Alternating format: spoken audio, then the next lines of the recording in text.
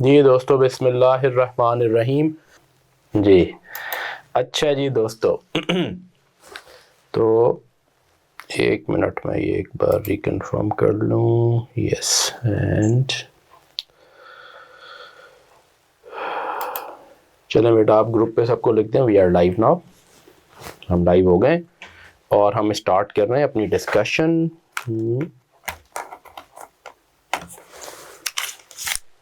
हाँ जी, हम पढ़ रहे हैं CFAP 3 में हम पढ़ रहे हैं IFRS S1, which is about general requirements for sustainability related financial disclosures। और उसमें हम आज पढ़ने जा रहे हैं कोर कंटेंट्स की डिस्कशन चल रही थी। कोर कंटेंट्स की, है ना भाई, याद है हमें या भूल गए हम? कोर कंटेंट्स की हम डिस्कशन कर रहे थे और कोर कंटेंट्स के अंदर ये डिस्कशन करते हुए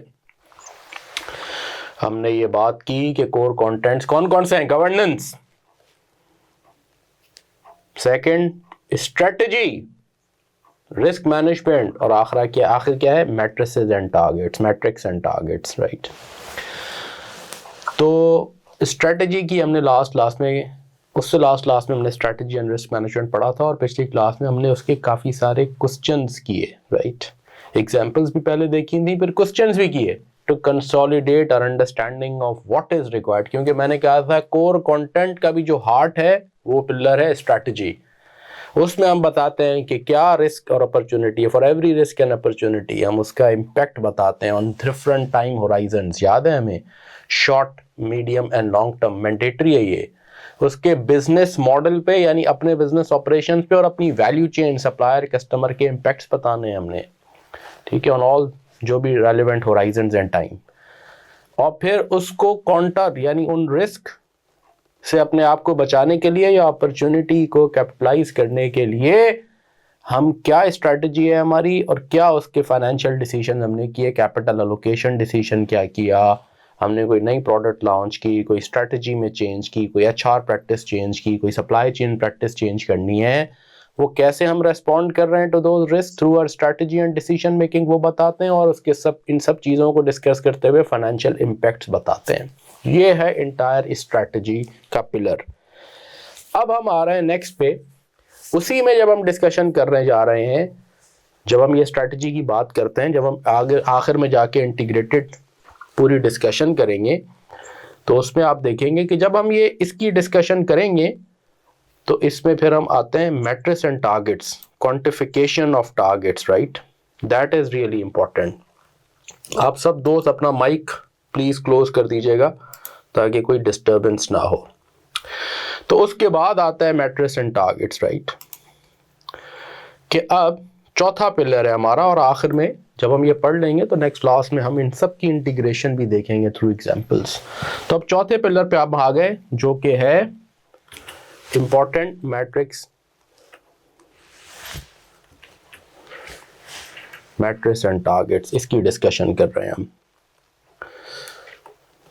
राइट। और ये बात हमें पता है, पीटर ड्रकर का मशहूर जुमला है, what gets measured actually gets managed. जब आप मेजर कर रहे होते हैं तो फिर आप मॉनिटर करते हैं, फिर आप मैनेजर करते हैं। तो this is about measuring your, जो भी स्ट्रैटेजी के एलिमेंट्स हैं उनको मेजर करना, और फिर उसको कैसे मेजर करें, किस मैट्रिक्स, किस पैमाने के थ्रू करें, और फिर उसका क्या टारगेट सेट होगा, यहाँ उसकी डिस्कशन है सारी। मैट्रिक्स मस्ट बी डिस्क्लोज्ड,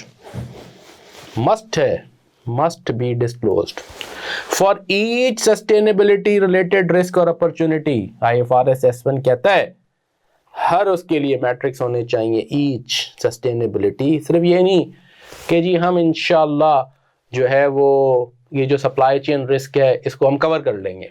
भाई कैसे कवर करेंगे, पहले ये बताएंगे स्ट्रेटजी में, फिर उसके लिए उसकी मेजरमेंट का पैमाना क्या होगा, और वो मेजरमेंट का पैमाना क्या होगा, फिर उसका टारगेट क्या होगा। दोनों मेजर हम करेंगे। लेट से हमने कह दिया सप्लाई चेन रिस्क है, तो हम उसको मेजर करेंगे बाय इन्हांसिंग, अगर कंसंट्रेशन ऑफ सप्लायर है, by enhancing the supplier base. By making it more diversified our sourcing. Okay, उसको फिर मेजर कैसे करेंगे? तो परसेंटेज ऑफ, लेट्स से हमारी जो है ना कंसंट्रेशन जो 2 या 3 सप्लायर पे थी 80%, वो percentage dependency on a few supplier कम होगी, उसका क्या फॉर्मूला होगा? या number of new suppliers introduced every year, या total number of suppliers enhanced, क्या फॉर्मूला, कैसे करेंगे? और फिर उसका टारगेट क्या होगा? क्या हम 3 से बढ़ा के 30 करना चाहेंगे या 3 से बढ़ा के 10 करेंगे? तो पैमाना क्या होगा और कैसे उसका टारगेट सेट होगा, ये है बात। So for each material sustainability risk और opportunity an entity must disclose, ये मस्ट हो गई बात, मस्ट बात तो मस्त बात भी होती है।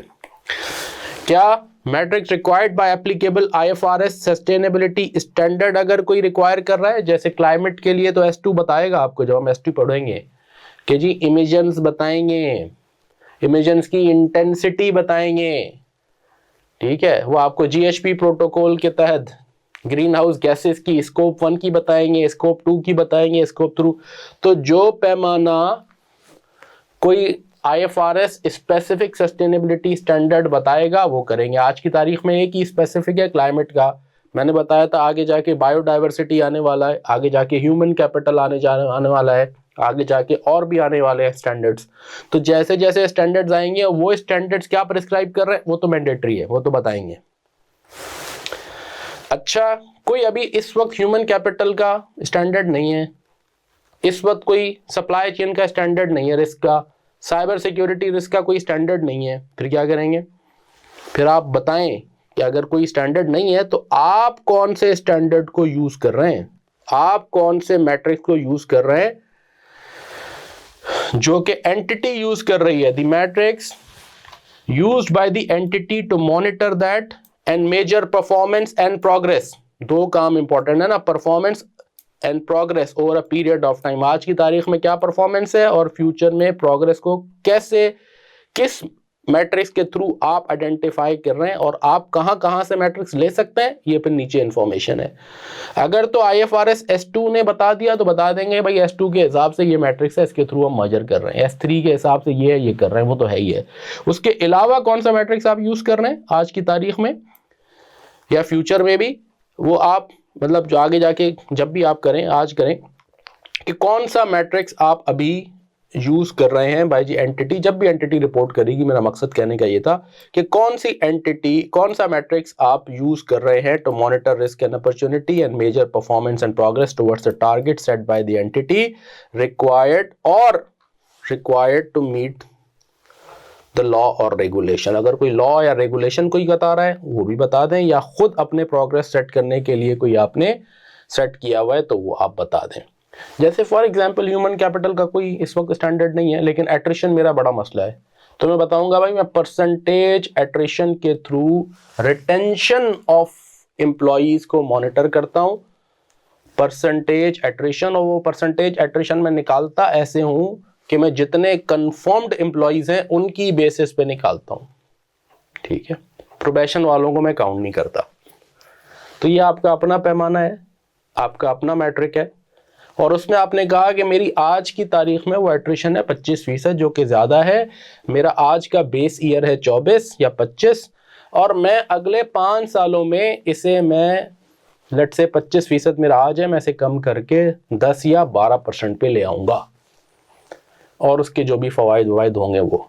तो अब आपने अपना एक मैट्रिक्स डिफाइन किया हुआ है, ठीक है, और उसके थ्रू आप अपना आज अपनी परफॉर्मेंस बता रहे हैं और फ्यूचर का टारगेट बता रहे हैं, राइट। या अगर लेट से अगर कोई कानून, आप एक ऐसी इंडस्ट्री में है, कोई कानून आपको कोई कहता है कि भाई ये मैट्रिक्स आप फॉलो करें, तो फिर आपने वो फॉलो भी वो कौन सा मैट्रिक्स है जो आपको फॉलो करना है, और कानून ने अगर कोई आपको टारगेट दिया है तो वो आप बता देंगे।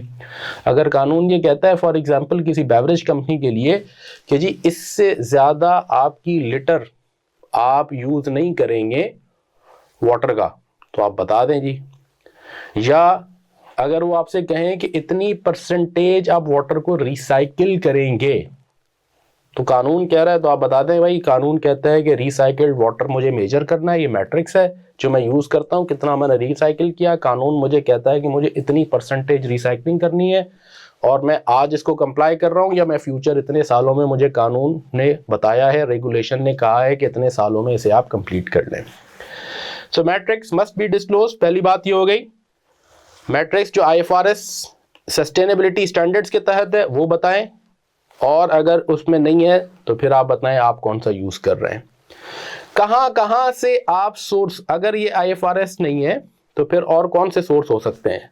अब फिर ये बताता है स्टैंडर्ड, ये कहता है पहला IFRS सस्टेनेबिलिटी स्टैंडर्ड्स, ये तो आपका पहला सोर्स हो गया।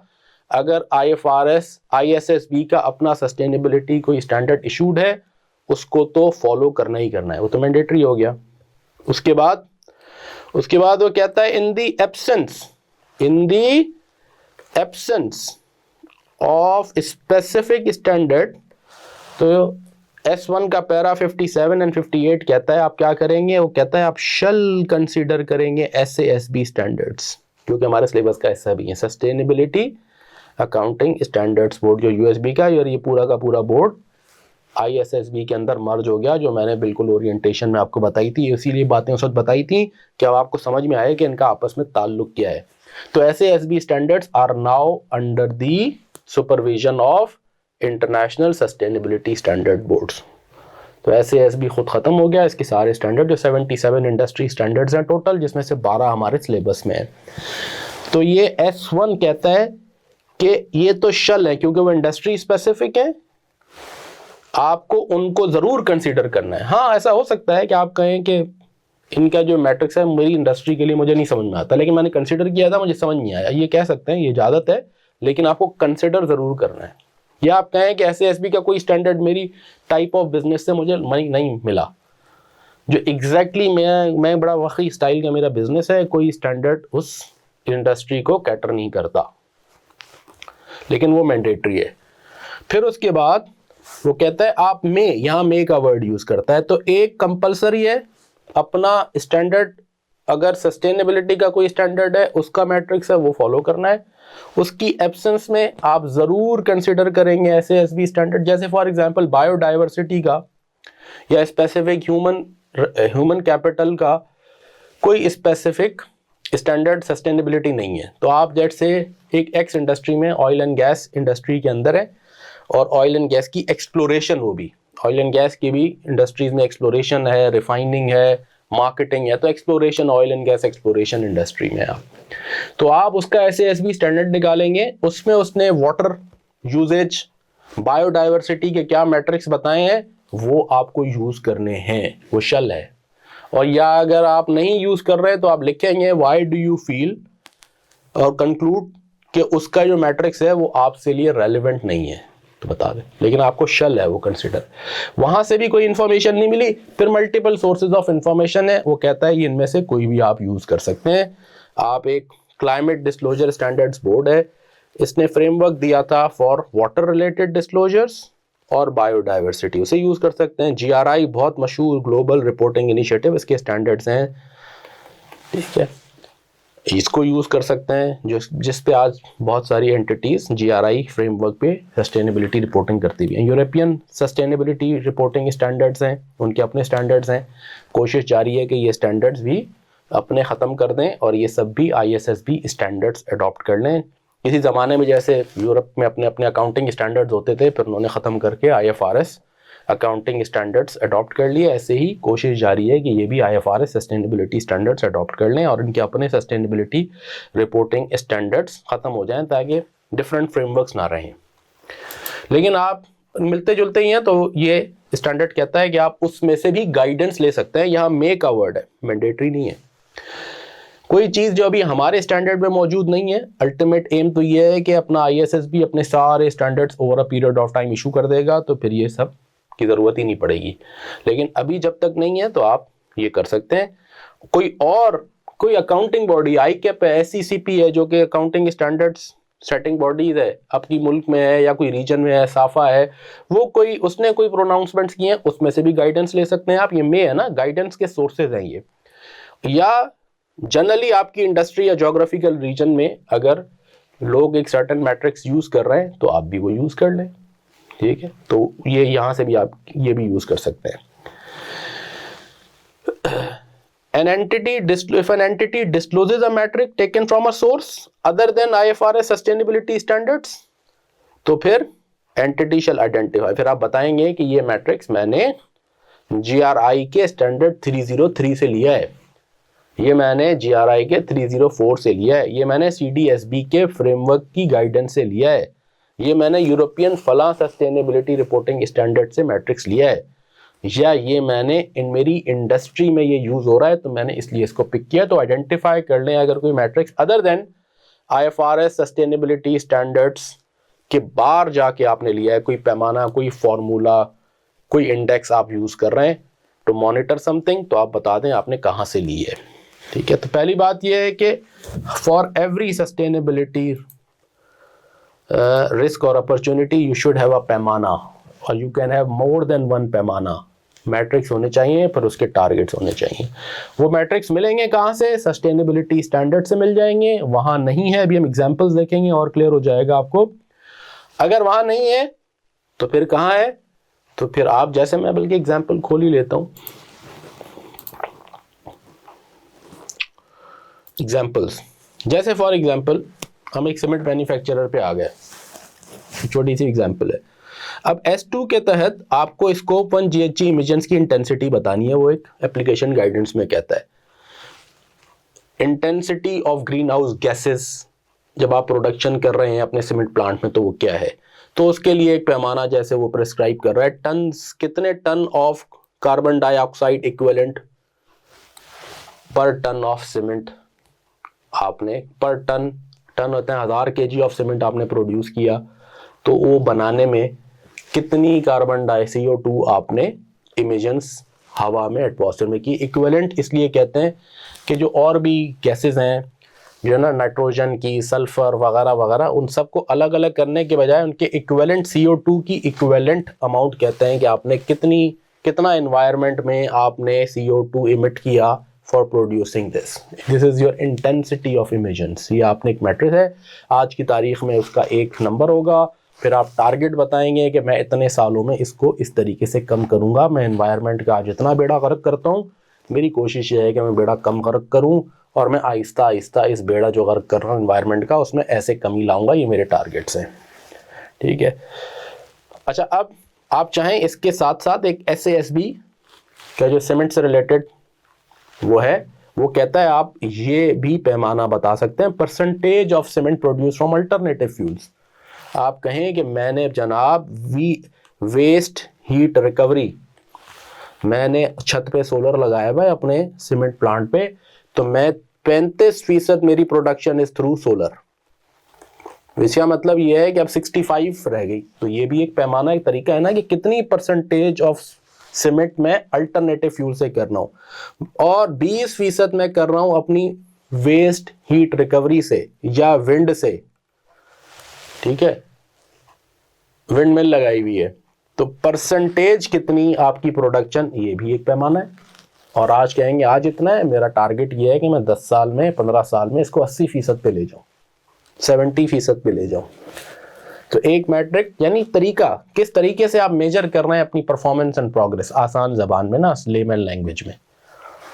कि आपने स्ट्रेटजी बड़ी बना ली, आपने कहा कि मैं बहुत अच्छा इंसान बनूंगा, आगे जाके जो है ना मैं अच्छा बच्चा बनूंगा, मैं अच्छी कंपनी बनूंगा। तो कैसे बनेंगे, उसका पैमाना क्या होगा? हाउ डू वी मेजर कि आप अच्छे बच्चे हैं, कि भाई शरारत कम करेंगे, ठीक है, और आप बात मानेंगे नहीं। जैसे पेरेंट्स बच्चों को कहते हैं, तो कंपनी कह रही है भाई हम अच्छा बच्चा बनेंगे, आगे जाके एनवायरनमेंट पर्सपेक्टिव से, सस्टेनेबिलिटी रिस्क पर्सपेक्टिव से हम रिस्क को जो है ना कंट्रोल करेंगे, मिटिगेट करेंगे। कैसे करेंगे, क्या टारगेट्स हैं, वो है मैट्रिक्स एंड टारगेट्स।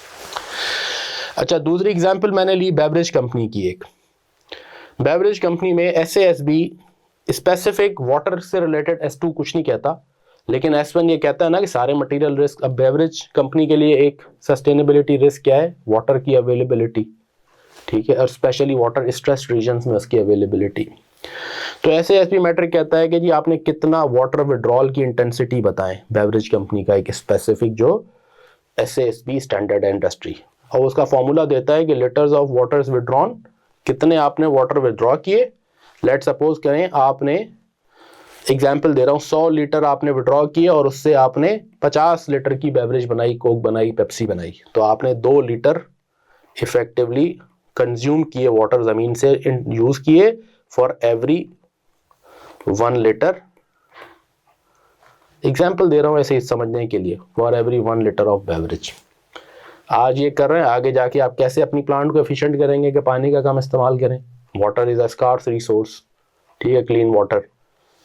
तो फिर आप क्या करेंगे वो आप बताएंगे। तो ये एक मैट्रिक्स दे दिया आपके SASB स्टैंडर्ड ने। फिर GRI 303 स्टैंडर्ड है और वो स्पेसिफिक 2 बल्कि बहुत सारे मैट्रिक्स देता है इसके वाटर के। और वाटर की के लिए मैंने 2 एग्जांपल ले लिए। आप कहें कि मैंने 303 का स्टैंडर्ड है, उससे मैंने एक मैट्रिक्स ये लिया है, water withdrawal in water stressed areas, water recycled and reuse as a percentage. Total मैं अगर 100 करता हूँ, जितना करता हूँ उसका इतना परसेंटेज मैं रीयूज भी कर लेता हूँ, तो मैं भाई अच्छा बन रहा हूँ। अब मैं वाटर को कम इस्तेमाल कर रहा हूँ, मैं फ्यूचर जनरेशन के लिए भी पानी छोड़ के जाऊंगा जब मैं मरूंगा, ठीक है। तो हम यही जनरेशन सारा का सारा पानी नहीं विड्रॉ कर रही। तो एग्जाम्पल मैं बता रहा हूँ कि अब IFRS का स्पेसिफिक स्टैंडर्ड नहीं है, तो आप बता देंगे मैंने SASB कि इस स्टैंडर्ड से, जो मेरी इंडस्ट्री स्पेसिफिक है उससे ये स्टैंडर्ड लिया है, मैंने GRI के 303 से ये मैट्रिक्स लिए हैं, ठीक है। तो आप यूँ स्पेसिफाई करेंगे। यहाँ तक बात समझ में आ रही है? मैं ही बोले जा रहा हूँ, आप सब मज़े कर रहे हैं। फिर इंशाल्लाह आपसे काम कराएंगे, फिर आप करेंगे काम और हम करेंगे आराम। जनाब बताइए, यहाँ तक ऑल गुड, एवरीथिंग क्लियर? या तो सब क्लियर है या सब ऊपर से निकल गया है? आसान है तो आसान, कोई मुश्किल बात तो पढ़ी नहीं अभी तक हमने, तो मुश्किल बातें है ही नहीं सिलेबस में, होती ही नहीं है। आ रही है समझ? Very good, all good, excellent. अच्छा जी, आ गए हम फिर दोबारा यहाँ पे, कहाँ पे? इनाम साहब क्या कह रहे हैं? Inam sahib all good? Yes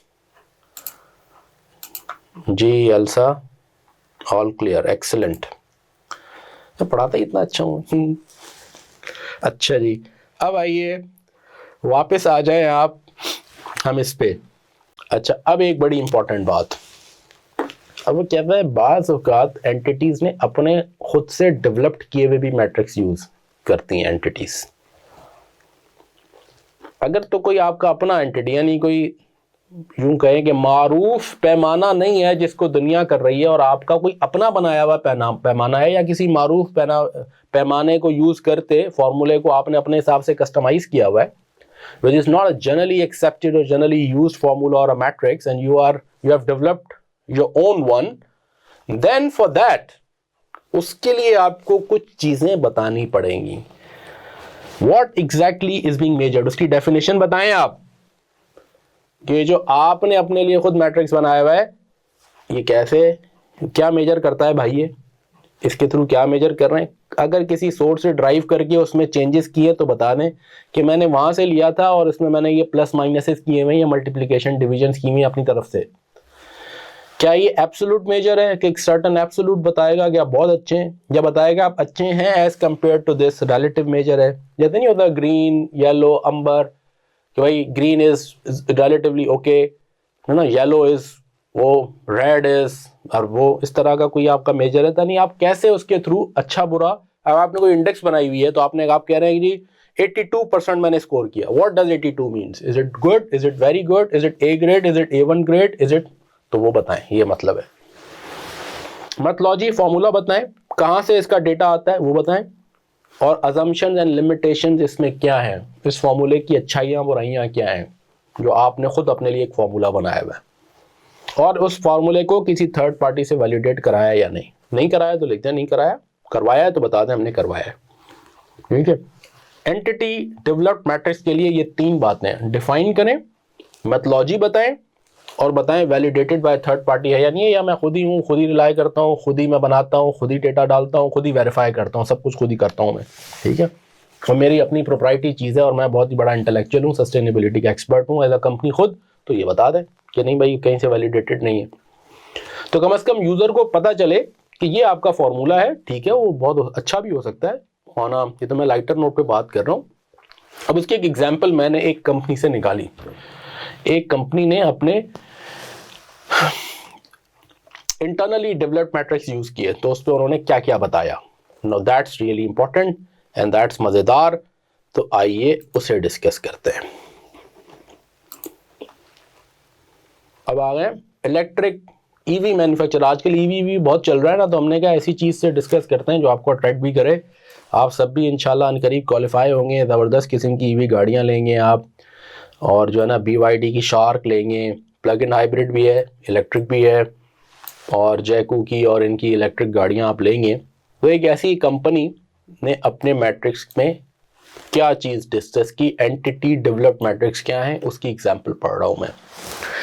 material risk, वो कहते हैं मटेरियल रिस्क क्या है, सप्लाई चेन। अच्छा, ये जो ईवी मैन्युफैक्चरर्स है ना, ईवीज के लिए इलेक्ट्रिक बैटरी सबसे इंपॉर्टेंट है इनके लिए। ईवी का एक बुनियादी कंपोनेंट क्या है, इलेक्ट्रिक बैटरी। वो बताते हैं ये बैटरी है, इसकी ये लाइफ है, और ये इतना तक चल सकती है, इतना रिचार्जेबल है, सारी कहानी उसकी बैटरी के गिर्द घूमती है, जिससे centre part of that vehicle. और ये बनती हैं थ्रू सम क्रिटिकल मिनरल्स, जिसके पीछे आजकल ट्रम्प साहब भी पड़े हुए हैं, critical rare earth minerals, lithium है, कोबाल्ट है, निकल है, इस तरह के ना आइटम्स यूज होते हैं उसमें। अब वो कहता है IFRS S2, हमने तो S2 में तो कोई ऐसा मैट्रिक्स ही नहीं है उसका, तो ठीक है। अब रिस्क क्या है, सप्लाई चेन डिस्ट्रप्शन, इसके अलावा कोई सस्टेनेबिलिटी स्टैंडर्ड नहीं है। अब एंटिटी ने अपने खुद मैट्रिक्स बनाए। क्या बनाए, SASP में भी देखा होगा, हम उस पर नहीं गए, मैं तो काम की बात की। उसने कहा मैंने 2 मैट्रिक्स डेवलप किए हैं, percentage of battery material source from recycled content, कितने में रिसाइकल्ड कंटेंट से डेवलप किए हैं, और उसने यहाँ पे अपनी परसेंटेज 2024 में 15 थी, 2023 में 10। Number of long term supply agreements, ये तो टारगेट्स की बात है, ये हम बाद में करेंगे। मैट्रिक्स क्या है, परसेंटेज, कितना बैटरी का मटेरियल मैंने सोर्स किया है रिसाइकल्ड से, यानी मैंने पहले से ही ऑलरेडी माइंड है मैं रिसाइकल्ड, ताकि मैं ज़मीन से मैं माइन करके वो कितना मैंने नहीं निकाला, बल्कि जो ऑलरेडी पुरानी बैटरियाँ थी वहाँ से रिसाइकिल करके मैंने लिया है। Number of long term supply agreements with diversified suppliers, तो मेरे 2 इश्यूज है ना, क्योंकि जो इनकी माइनिंग जहाँ हो रही होती है वो पॉलिटिकली सेंसिटिव एरियाज होते हैं, वहाँ पे इंस्टेबिलिटी हो सकती है, तो मेरी सप्लाई चेन डिस्ट्रप्शन का रिस्क है, उसको मैं, जिसकी वजह से मेरी शॉर्टेज हो जाएगी तो प्रोडक्शन लॉस हो जाएगा, और सारी कहानी वो उसने स्ट्रेटेजी में बताई होगी। इस रिस्क के लिए उसने 2 मैट्रिक्स डेवलप किए, percentage of battery material source from recycled content, और कितने में सप्लाई, अपने नंबर ऑफ सप्लायर्स कितने में डाइवर्सिफाई कर रहा हूं। अब पहला सोर्स, अब उसने एक को, नेचुरली इसने एंटिटी डेवलप्ड है तो उसको क्या बताना है, डेफिनेशन बतानी है, मेथोलॉजी, कहाँ से डेटा इनपुट, और थर्ड पार्टी वैलिडेशन। तो उसने डेफिनेशन बताई है, पहले क्या बताई, ये डेफिनेशन बताई कंपनी ने, और ये फैंटास्टिक डिस्क्लोजर है, completely S1 compliant. This metric measures the mass in tons of recycled lithium, cobalt and nickel entering our production process as a percentage of the total mass of those virgin यानी and जो newly mined and recycled materials used in our battery cells in the reporting period। total मैंने कितना लिया, उसमें से recycled component कितना है।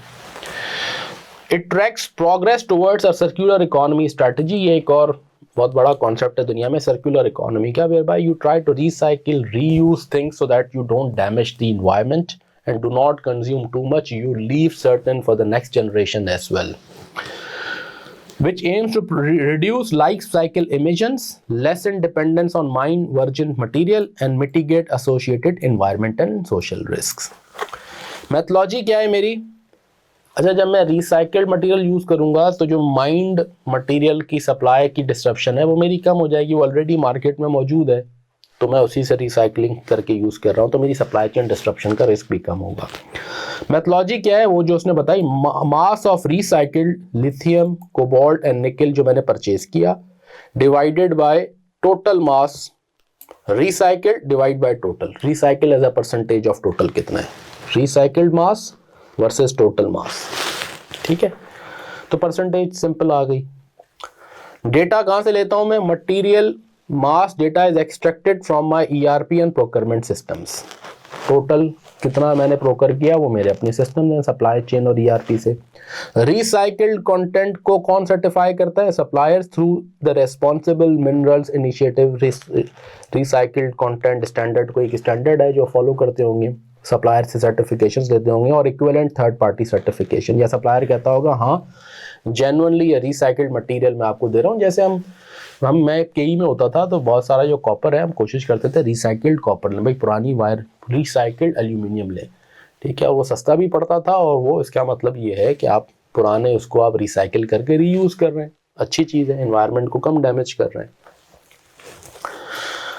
अब देखें ना, मैं पेपर अगर रीयूज करूंगा तो मैं नए दरख्त कम काटूंगा ना पेपर बनाने के लिए, तो जितना रिसाइकिल एंड रीयूज होगा उतना एनवायरनमेंट को डैमेज कम होता है। ठीक है जी। अजम्पशन एंड लिमिटेशंस ये भी है, और साथ साथ उसकी अवेलेबिलिटी भी रिलेटिवली आसान होती है, जाके मैं जो है डिस्ट्रप्शन जो उनका रिस्क है वो भी कम होगा। अजम्पशंस एंड लिमिटेशंस देखें क्या क्या बताना है मैट्रिक्स के बारे में। डेफिनेशन, फॉर्मूला, मेथोलॉजी कहाँ से आई, कहाँ से डेटा आएगा, कैसे डेटा सोर्स होता है। अजम्पशन क्या है? Assume supplier certifications are accurate, जो सप्लायर ने सर्टिफिकेशन दी है। Includes only post consumer and post industrial scrap that has been processed through a formal recycling stream. The current market for high quality battery grade recycled is limited which constraints rapid growth of this. क्योंकि बहुत ज़्यादा recycled material available अभी नहीं है, अभी तो जब EV गाड़ियाँ और आएंगी, बहुत बैटरियाँ लगेंगी, सोलर में लग रही हैं, बाकियों में लग रही हैं, तो जितना ज़्यादा वो यूज़ होकर आएंगी उतना ज़्यादा रिसाइकलिंग फिर ज़्यादा बढ़ेगी, अभी उसके कंस्ट्रेंट्स हैं। तो ये उसने अजम्पशंस और लिमिटेशन यानी कंस्ट्रेंट्स भी बता दें कि don't expect too much of a rapid growth in it. हमारी इस पूरे मैट्रिक्स को किसी ने वैलिडेट किया, थर्ड पार्टी वैलिडेशन, उसने लिखा है yes validated by Deloitte as part of our annual sustainability assurance. Fantastic. आ जाए, सारी चीज़ें हो गई इसके अंदर। क्या क्या चीज़ें थी? डेफिनेशन उसने बता दी। एब्सोल्यूट ये कैसे मेजर हो रहा है? परसेंटेज में है तो ऑफ कोर्स स्ट्रेट परसेंटेज है। Calculation method, data input, assumption, limitations और थर्ड पार्टी वैलिडेशन, ये सारी बातें आ गई, राइट। सेकंड में आई है दूसरी एग्जांपल, सॉरी इसी का दूसरा मैट्रिक्स था, number of long term supply agreements with diversified. अब इसने क्या कहा? This metric counts the number of, देखे ना आप, आपके कहने को तो आप कहेंगे यार ये तो बहुत ही बस सिंपल है, डाइवर्सिफाइड सप्लायर नंबर ऑफ, इसमें मैं क्या डिफाइन करूं, लेकिन फिर भी डिफाइन करना है कि भाई नंबर मेरा कितना बढ़ रहा है ना लॉन्ग टर्म का सप्लायर्स का।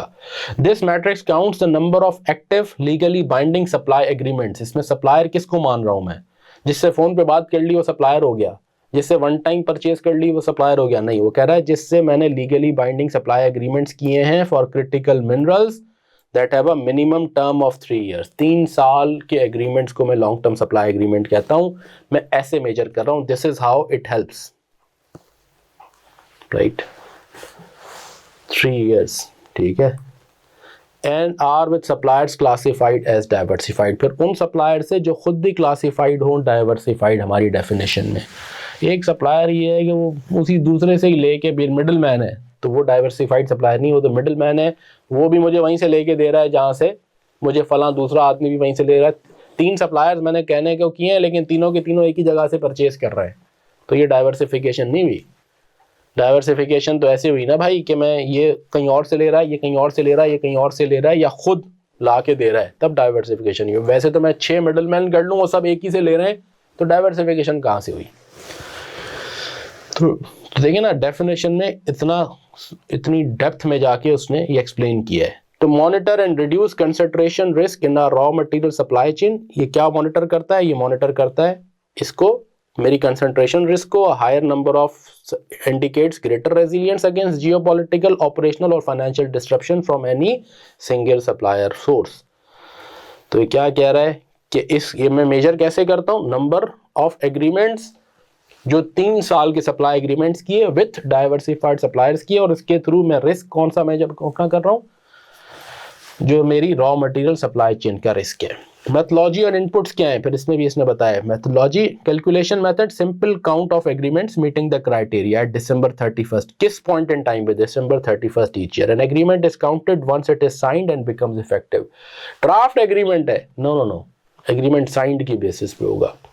Inputs data is source from our central procurement and contract management system है। डाइवर्सिफाइड की डेफिनेशन है, is based on a supplier risk assessment that evaluate suppliers own sourcing, geographical operations and ownership structure, जो मैंने बात की। ठीक है, यानी एक कंपनी है, उसी की सब्सिडियरी है, फिर मैंने इससे भी कॉन्ट्रैक्ट किया, इससे भी कॉन्ट्रैक्ट किया, अब ये डाइवर्सिफिकेशन तो नहीं हुई ना सप्लायर्स की, ये तो एक ही सप्लायर है, मैंने 2 एग्रीमेंट्स कर लिए। तो कह रहा है वो भी डेफिनेशन ऑफ डाइवर्सिफाइड को भी मीट कर रहे हो और एग्रीमेंट साइंड और इफेक्टिव हो, उस ये इस तरीके से काउंट होगा। Assumptions क्या है? Assumes all agreements counted will be fulfilled and that a diversified supplier as defined by internal model materially reduces supply chain risk। assumption है कि हम सारे contracts, ऐसा नहीं हो सप्लायर भाग जाए, ये हो सकता है, ये हमारी assumption है। This is a quantitative count and does not reflect the volume of material। इसकी limitation क्या है? Under each agreement, ये एक limitation है। मैंने agreement तो बहुत सारे कर लिए, लेकिन जो मेजर क्वांटिटी है वो एक ही के पास है 70%, और बाकी किसी के पास 5 है, किसी के पास 2 है, किसी के पास 3 है, तो नंबर ऑफ एग्रीमेंट तो बहुत हो गए, लेकिन एक्चुअल डाइवर्सिफिकेशन नहीं हुई, तो ये एक रिस्क है। वो उसको लिमिटेशन भी बता रहा है, that's neutral reporting. This is a quantitative count, does not reflect the volume of materials under each a single agreement. या तो आप कहते हैं वॉल्यूम कितना, किससे कितना परसेंटेज, एक किसी सप्लायर से मैक्सिमम 10% से ज्यादा नहीं होगा, ये एक डिफरेंट मैट्रिक हो गया। यहाँ नंबर ऑफ एग्रीमेंट्स है। A single agreement with a high volume supplier may be more critical than multiple smaller agreements. मैंने बात की तो उससे लिमिटेशन में ये बात भी बता दी। इतनी डेप्थ में जाके इस कंपनी ने अच्छी रिपोर्टिंग की है अपने मैट्रिक्स की। थर्ड पार्टी वैलिडेशन, सेम ही कंपनी है तो उसने कहा है validated by Deloitte as part of, ये सेम ही जुमला रिपीट हो गया जैसे कि यहाँ ऊपर आ रहा था। Is it a good example? मजा आया आपको? समझ में आई बात है ना? Does this make sense? मतलब मैट्रिक्स में अगर क्वेश्चन आ जाए तो अब तो आप बिल्कुल चीते बन गए भाई। मैट्रिक्स एंटिटी डेवलप्ड मैट्रिक्स, कि इसमें आप डेफिनेशन देंगे, फॉर्मूला बताएंगे, उसकी कहाँ से हम डेटा सोर्स कर रहा हूँ वो बताएंगे, और उसमें क्या अजम्पशंस इन्वॉल्व है, लिमिटेशन है, ये भी बताएंगे, ताकि फेयर रिपोर्टिंग हो। तो ये नहीं कह सकते भाई नंबर ऑफ एग्रीमेंट्स के थ्रू तो बस मैं परफेक्ट डाइवर्सिफिकेशन मेजर हो जाएगी। नो, उसने लिमिटेशन भी बताई है कि क्वांटिटी नहीं बता रहे परचेज की, तो नंबर काउंट है सिर्फ। Is everybody with me? तो मुझे ओके लिखें, कोई क्वेश्चन कंफ्यूजन है यहां तक मुझे बताएं, फिर आगे बढ़ते हैं, टारगेट्स की बात करते हैं।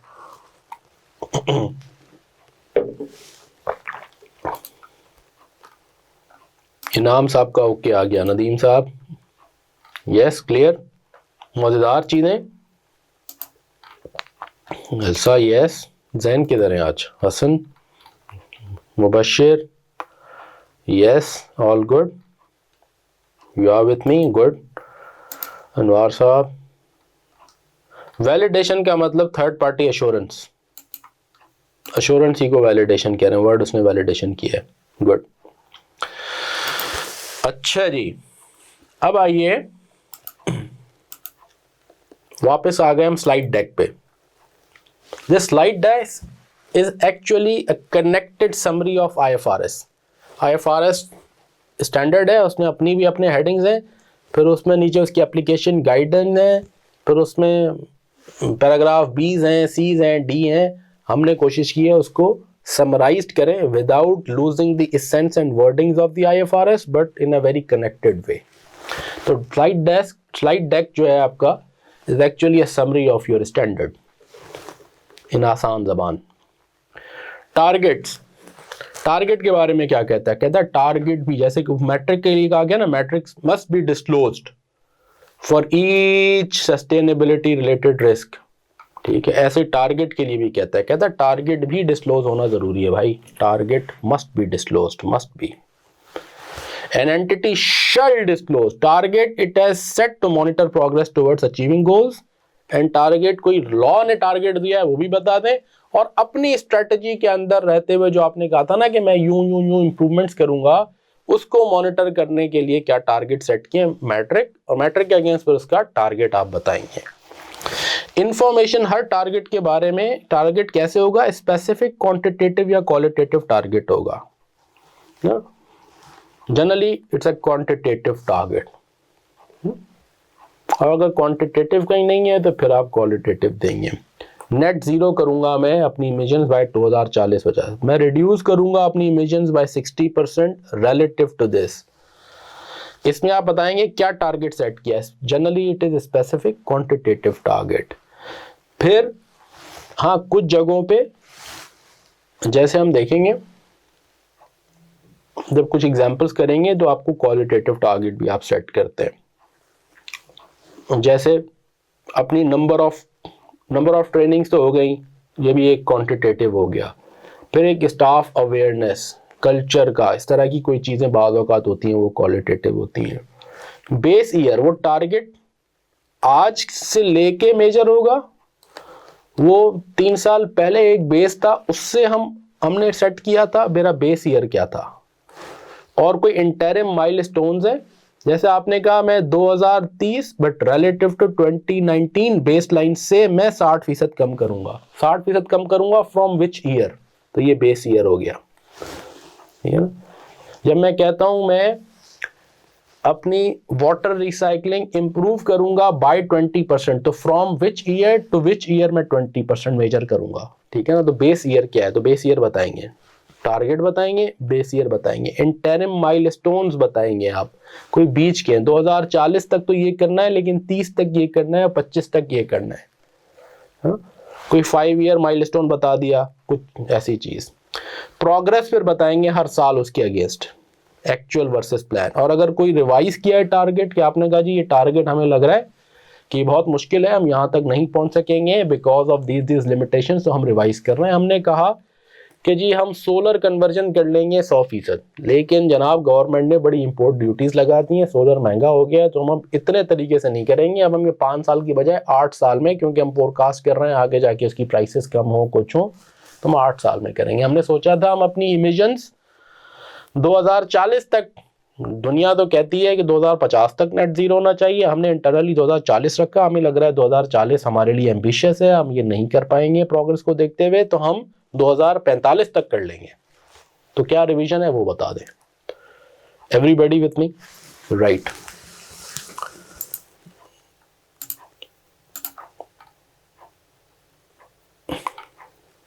टारगेट का लेवल का मतलब टारगेट परसेंटेज या टारगेट की फिगर, वो है मतलब।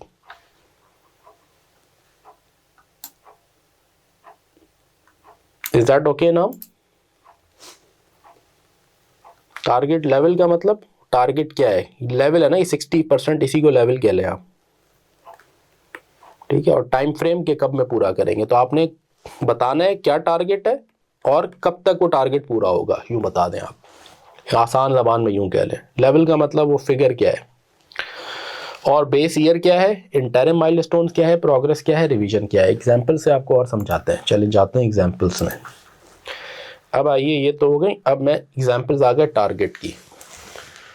टेक्नोलॉजी कंपनी है, इसने क्लाइमेट का टारगेट सेट किया। इसने कहा मुझे 100% रिन्यूएबल इलेक्ट्रिसिटी करूंगा, मैं बहुत बिजली अपने सर्वर चलाने में जलाता हूँ, बहुत बिजली कंजम्पशन करता हूँ मैं 100% रिन्यूएबल तक कर लूंगा 2027 तक। बेस ईयर है 2019।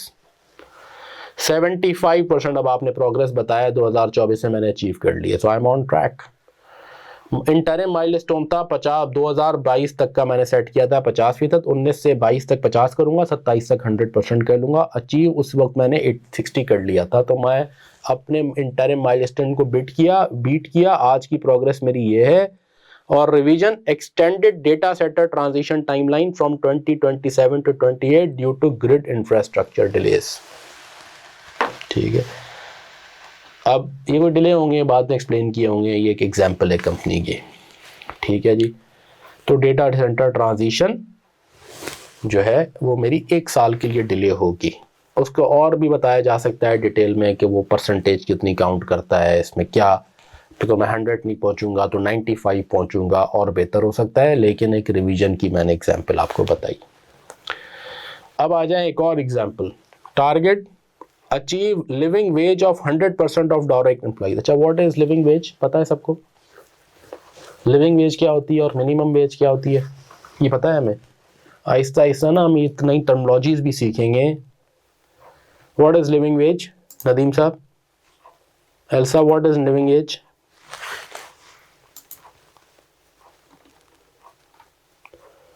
अदर देन CA फर्म्स आपने लिखा assurance, yes validation could be through, दुनिया के कुछ रीजन्स ने मैंडेटरी नहीं किया कि वो सिर्फ आपका एक्सटर्नल ऑडिटर ही सस्टेनेबिलिटी इंफॉर्मेशन पे अश्योरेंस देगा। अदर देन जैसे ISO की सर्टिफिकेशन होती है, कुछ और फर्म्स भी करती हैं, तो कुछ कंट्रीज में ये अदर देन स्टैट्यूटरी ऑडिटर्स भी अश्योरेंस हो रही है, जैसे Siemens of the world assurance provide कर देती हैं, कोई और एंटिटीज़ हैं वो कर सकती हैं। बहरहाल ये जब हम अश्योरेंस पढ़ेंगे तो उसमें आएंगे। अभी मैं बात कर रहा हूँ इस एग्जाम्पल की। मुझे ये बताएं लिविंग वेज पता है हमें क्या है? चले मैं एक्सप्लेन कर देता हूँ। खामोशी बता रही है कि सर आप ही बता देना।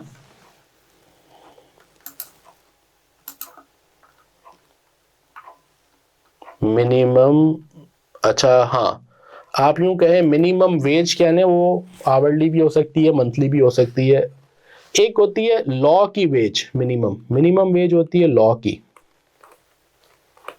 जैसे पाकिस्तान में हमारे यहाँ हम कहते हैं ना 35,000 रुपए की मिनिमम वेज है, इससे आप कम किसी को एम्प्लॉय नहीं कर सकते। But it is not necessarily that it is a living veg. ये मिनिमम वेज है जो कि लॉ में होती है। लिविंग वेज वो कहती हैं जिससे एक आपकी requirements of life, basic requirements of life meet हो रही हैं या नहीं हो रही। Basic requirements of life to lead, जैसे खाना, उसमें उसके पूरे फार्मूलाज है, जैसे एंकर मेथोलॉजी है उसकी, जैसे और इस तरह की MIT की एक इंडेक्स है, इसमें आप कंपेयर करते हैं कि भाई जो है ना वो खाना है, रेंट है, लेट्स से ट्रांसपोर्ट है, बेसिक एजुकेशन है, मेडिकेशन है, जो बेसिक नीड्स है इंसान की वो पूरे करने के लिए। जैसे पाकिस्तान के लिए आप कहीं जाके एंकर मेथोलॉजी में देखेंगे, एज एन एग्जांपल कह रहा हूँ, हो सकता है वो आ रही हो 80,000, कम से कम एक आदमी को 80,000 चाहिए कि वो एक बेसिक रेंट, ट्रांसपोर्ट और घर कर ले। मिनिमम तो कानून ने कहा है, वो प्रोविंशियल है, सिंध कहता है 35,000 होनी चाहिए, लेकिन generally legally minimum wage living veg नहीं होती, लिविंग वेज थोड़ी उससे ज़्यादा होती है, ठीक है ना। तो हमने अपने लिए खुद एक टारगेट, चल मिनिमम वेज तो बाय लॉ करनी है, वो तो लॉ की नॉन कंप्लायंस हो जाएगी, लीगल इशू बन जाएगा आपके लिए। लेकिन आपने अपने लिए सस्टेनेबिलिटी, अपनी स्टाफ मोटिवेशन और उसके लिए आपने एक अपना HR का टारगेट रखा कि मेरी achieve 100% for my direct employees और 70% फॉर की सप्लायर्स बाय 2027 एज पर एनकर। मेरा गार्ड है, मेरा चौकीदार है, मेरे पाकिस्तान में हमने देखा है, ठीक है। तो हम मिनिमम वेज तो दे रहे होते हैं, बल्कि बहुत कंपनियां मिनिमम वेज भी नहीं देती। कैसे पता नहीं वो बेचारे गुजारा करते हैं किस तरीके से। लेकिन लिविंग वेज हमने कहा हम एक जिम्मेदार अहदेदार हैं, हम आहिस्ता आहिस्ता अपने 100% एम्प्लॉयज़ को, पहले हमारे अपने एम्प्लॉयज़ का हक है, फिर जो हमारे सप्लायर्स हैं हम उनको कहेंगे, उनके लिए कुछ करेंगे और उनकी सप्लायर की यानी कॉन्ट्रैक्ट्स की वैल्यू बढ़ाएंगे, उन्हें फोर्स भी करेंगे, बेहतर स्टैंडर्ड्स अपने इन्फोर्स करेंगे कॉन्ट्रैक्ट्स के थ्रू कि वो अपने एम्प्लॉयज़ को भी लिविंग वेज दें। और 70% का टारगेट रखा एज पर एंकर मेथोलॉजी। ये मेथोलॉजी भी बता दी, मेथोलॉजी आप गूगल करेंगे आपके पास आ जाएगी। I don't need to spend time on this. Base year रखा मैंने 2021, जब 35% मेरे एम्प्लॉयज़ लिविंग वेज अर्न कर रहे थे। आज प्रोग्रेस क्या है, 80% एम्प्लॉयज़ पहुंच गए 3 साल में, 27 तक 100% करना है। सप्लायर्स 45 पहुंचे हैं, 70% है। माइलस्टोन, एक माइलस्टोन मैंने ये भी रखा था कि मैं ट्रेन, जरूरी नहीं है डायरेक्ट हो, इसका इनडायरेक्ट माइलस्टोन ये है, train HR team in all 12 operating countries on living veg assessment bye 2024। और ये अचीव भी हो गया है कि 2024 में मैंने अपनी सारी HR टीम को ट्रेन भी किया है कि लिविंग वेज क्या होती है, उसको कैसे कैलकुलेट करें और कैसे उसको आप बढ़ाएं। 12 कंट्रीज में मुझे ये करना था। 2021 से मैं चला हूँ, अपनी पूरी 3 सालों में 12 कंट्रीज की सारे HR टीम्स को मैंने इस पे एजुकेट कर दिया है। Does this make sense?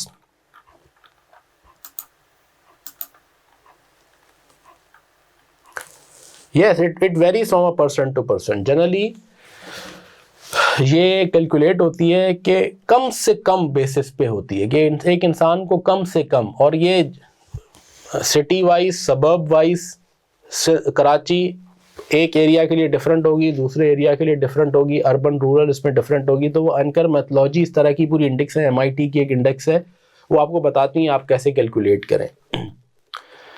तो yes, it varies from a person to person, but एक मेथोलॉजी के तहत आप कहते हैं इतनी बेसिक तो हो ही हो लिविंग वेज।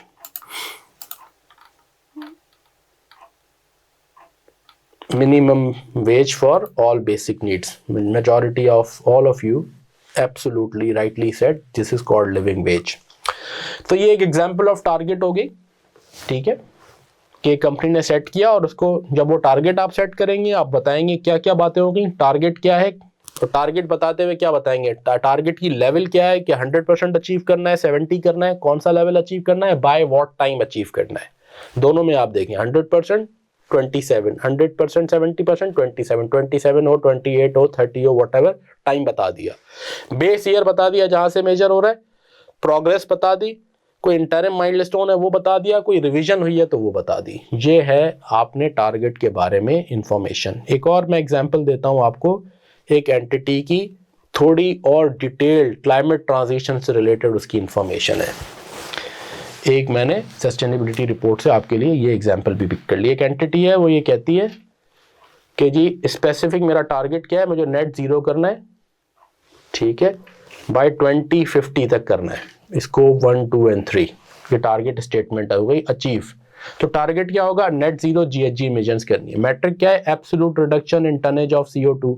कवरेज क्या है, इसके अंदर क्या क्या आ रहा है, स्कोप 1, 2, 3 सब आ गए, सारी कैटेगरीज भी, फिर उसकी 3 की सब कैटेगरीज हैं वो भी उसने बता दी। जब हम S2 पढ़ेंगे तो पढ़ेंगे स्कोप 1 इमिशन वो जो आपके ऑपरेटिंग प्रेमिसेस में हो, स्कोप 2 वो जो परचेज इलेक्ट्रिसिटी यानी परचेज्ड आपकी एनर्जी की है, और थर्ड जो आपकी पूरी चेन में फिर आपकी एम्प्लॉयज़ की गाड़ियाँ यूज़ कर रहे हैं वो कितनी हो गई, आपके सप्लायर्स, आपके कस्टमर्स, तो पूरी फिर चेन की इमिशंस आ जाती हैं।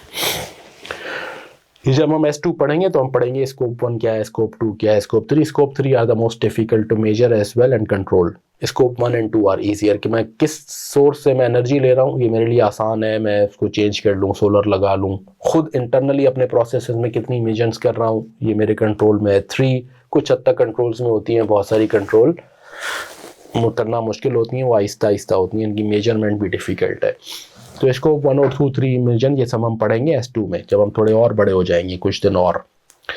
टाइम फ्रेम क्या रखा, बाय 2050 हम ये अचीव करेंगे from a 2019 baseline. Of course baseline emissions 5.2 ये है मेरी आज की तारीख में, मैंने अपना आज का तारीख का भी बता दिया। इंटरिम माइलस्टोन रखे, यस, रिड्यूस बाय 50%, 2030 तक 50 करूंगा तो जो है ना 2050 तक जीरो होगा ना भाई।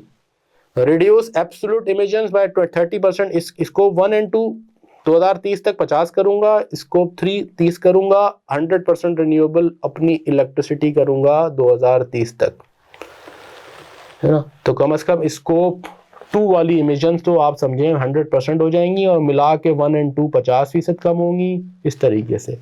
एज ऑफ 31 दिसंबर 2024 मैं क्या अचीव कर चुका हूँ, progress against target. Scope 1 and 2 मैंने रिड्यूस किए हैं 34%, विच इज़ गुड प्रोग्रेस। मुझे 50 तक पहुँचना है बाय 2030। तो मैं कोई भी इन्वेस्टर देखेगा तो उसको लगेगा हाँ भाई ऑन ट्रैक है, कर रहे हैं काम। स्कोप 3 सिर्फ 8% रिड्यूस की है मैंने वर्सेस 2009। यहाँ चैलेंज है, यहाँ ये देख के पता चल रहा है कि भाई आपने 30 करनी है बाय 30, तो अभी तो आप 8 कर चुके हैं, सिर्फ 2024 आ गया है, 5 साल हो चुके हैं, 6 साल और हैं, कैसे करेंगे 22% और कम। रिन्यूएबल इलेक्ट्रिसिटी 75% अचीव कर ली है, ऑन टारगेट लग रहा है, आपने टोटल करनी थी बाय 27 75 तक पहुंच गए। ऑन ट्रैक अब आपने लिखा है on track for 2030 month except scope 3 reduction, जो कि नजर भी आ रहा है, which lags plan. However, we have put in place mitigation strategy to cover for the lag. मजीद आप mitigation strategy को डिफाइन भी कर सकते हैं, बता भी सकते हैं लैग क्यों हुआ, क्या इश्यूज आए और कैसे मैनेज कर रहे हैं। जितना बताएंगे उतना अच्छा है, वरना कम से कम आपने ये बता दिया कि जी आपको भी पता है कि आप पीछे जा रहे हैं, और ऐसा नहीं है आप सो रहे हैं, आपने कुछ ना कुछ किया है। लिंक्स टू ये स्टैंडर्ड मैंडेट नहीं करता कि ज़रूर बताएं कि क्यों इशू हुआ, क्यों नहीं कर सके, क्या करेंगे, कहता है ये बता दें प्रोग्रेस क्या है। मजीद जितनी इंफॉर्मेशन देना चाहें अपने यूजर्स के लिए वो इंपॉर्टेंट है, वो आप दें, लेकिन मिनिमम इतना तो देना ही है। लिंक फिर उन्होंने एक एक्स्ट्रा चीज़ भी बताई है कि जी हमने इसकी सीरियसनेस ये है कि हमने एग्जीक्यूटिव कंपनसेशन इन टारगेट्स की अचीवमेंट पे लिंक भी की हुई है। तो इसलिए एग्जीक्यूटिव सो भी नहीं सकेगा कि भाई बस टारगेट बना के भेज दिया, हमने उनकी एक्चुअल कंपनसेशन को लिंक किया हुआ है। 2030 के स्कोप 1 एंड 2 रिडक्शन के जो माइलेज हैं उसका वेटेज 20% है इन देयर बोनस प्लान। तो इस पे जाके बोर्ड कल पूछ सकता है कि इसीलिए तो 1 और 2 इंप्रूव हो रही है, 3 को भी आप डालें इसके, तब जाके 3 बेहतर होगी, हो सकता है ये नतीजा निकले। ठीक है, तो अगर ऐसा नतीजा निकलता है तो फिर आप उस नतीजे को भी देखेंगे। राइट, अब आइए जी मुबशिर साहब, डन जी। तो लिंक टू रिम्यूनरेशन की भी बात हो गई। अब ये this is a classical very good जो है ना डिस्क्लोजर, ये ज़रूरी नहीं है इन्हीं हेडिंग्स की फॉर्म में हो, ऐसे ही हो, ये भी आयुष नहीं कहता, लेकिन इन्फॉर्मेशन क्या क्या चाहिए वापस लिंक करें। टारगेट की क्या क्या दी उन्होंने, स्पेसिफिक टारगेट चाहिए हमें, व्हाट टारगेट, टाइमलाइन क्या है, टारगेट क्या करना है, कितना अचीव करना है, एब्सोल्यूट नीड नेट जीरो करना है बाय दिस, क्या बेस ईयर है, कोई इंटरिम माइलस्टोन्स हैं, प्रोग्रेस क्या है, रिवीजन हो गई, रिवीजन यहाँ नहीं है, बस प्रोग्रेस पे कमेंट्री की है, अगर रिवीजन होगी तो रिवीजन बताएंगे और प्रोग्रेस बताएंगे, ये है बात। और यही बात यहाँ पे स्लाइड डेक में भी हम देख रहे थे। इंफॉर्मेशन ईच टारगेट के बारे में, क्या स्पेसिफिक टारगेट लेवल और टाइम फ्रेम है, बेस ईयर क्या है, इंटरिम माइलस्टोन्स क्या है, प्रोग्रेस क्या है, रिवीजन क्या है। Is this all clear? यहाँ तक हमें सब क्लियर है। और नेचुरली ये सारी आपके डॉक्यूमेंट्स उस पर भी, पोर्टल पे भी आ जाएंगे for you to refer to in future as well, but these are all practical examples taken from companies.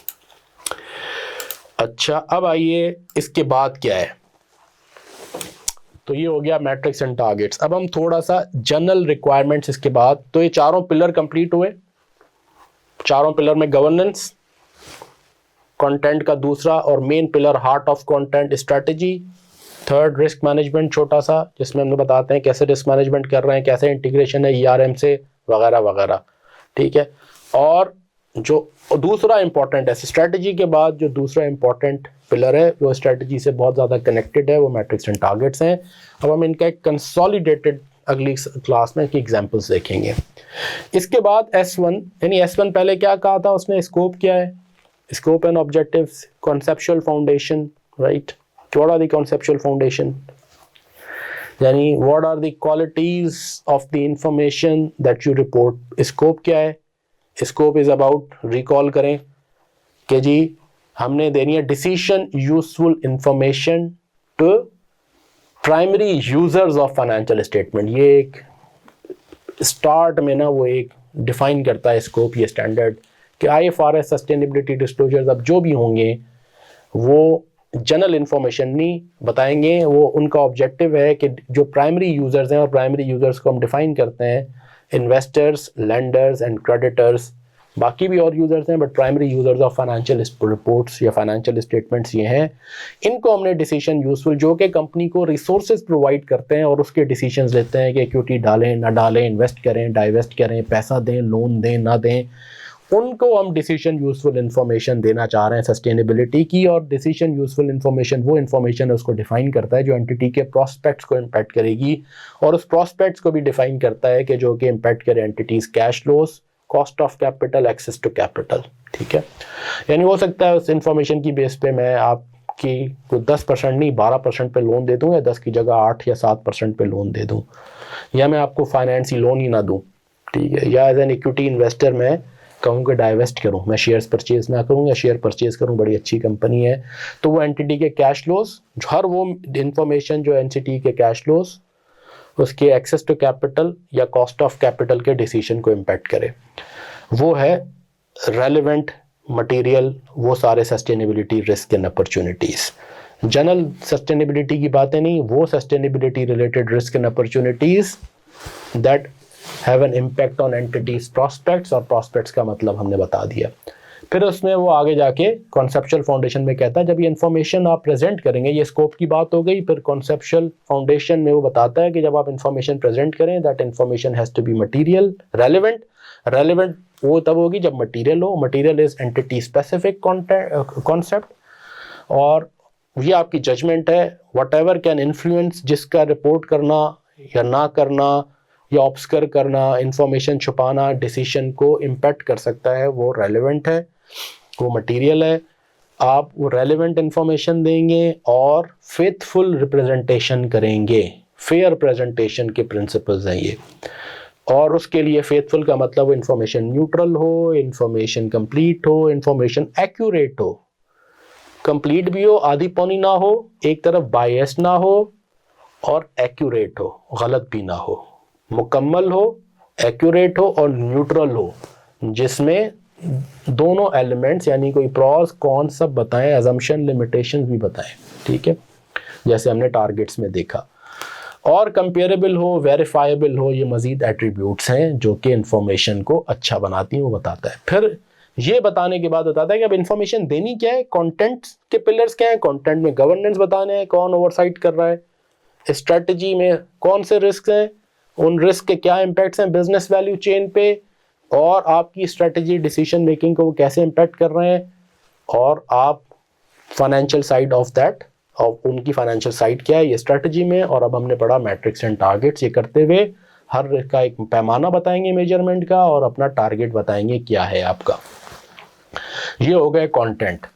अब कुछ जनरल रिपोर्टिंग रिक्वायरमेंट्स हैं, और उसके बाद फिर एक और एरिया है जजमेंट्स एंड अनसर्टेनिटीज को कैसे हैंडल करें। अच्छा, स्ट्रेटजी में स्ट्रेटेजिक रेजिलियंस असेसमेंट की भी बात करता है, जब ये कंटेंट में बात करता है, मैं भूल गया, ये इंपॉर्टेंट बात है स्ट्रेटेजिक रेजिलियंस, और ये हमने पिछली क्लासेस में डिस्कस भी किया। आज हमने इसके कंटेंट के चारों पिलर्स हमारे कंप्लीट हो गए। अब मैं नेक्स्ट एरिया पे बढ़ रहा हूँ, विच इज जनरल रिक्वायरमेंट्स। अच्छा जी, जनरल रिपोर्टिंग रिक्वायरमेंट्स, ये सेक्शन आ गया। आप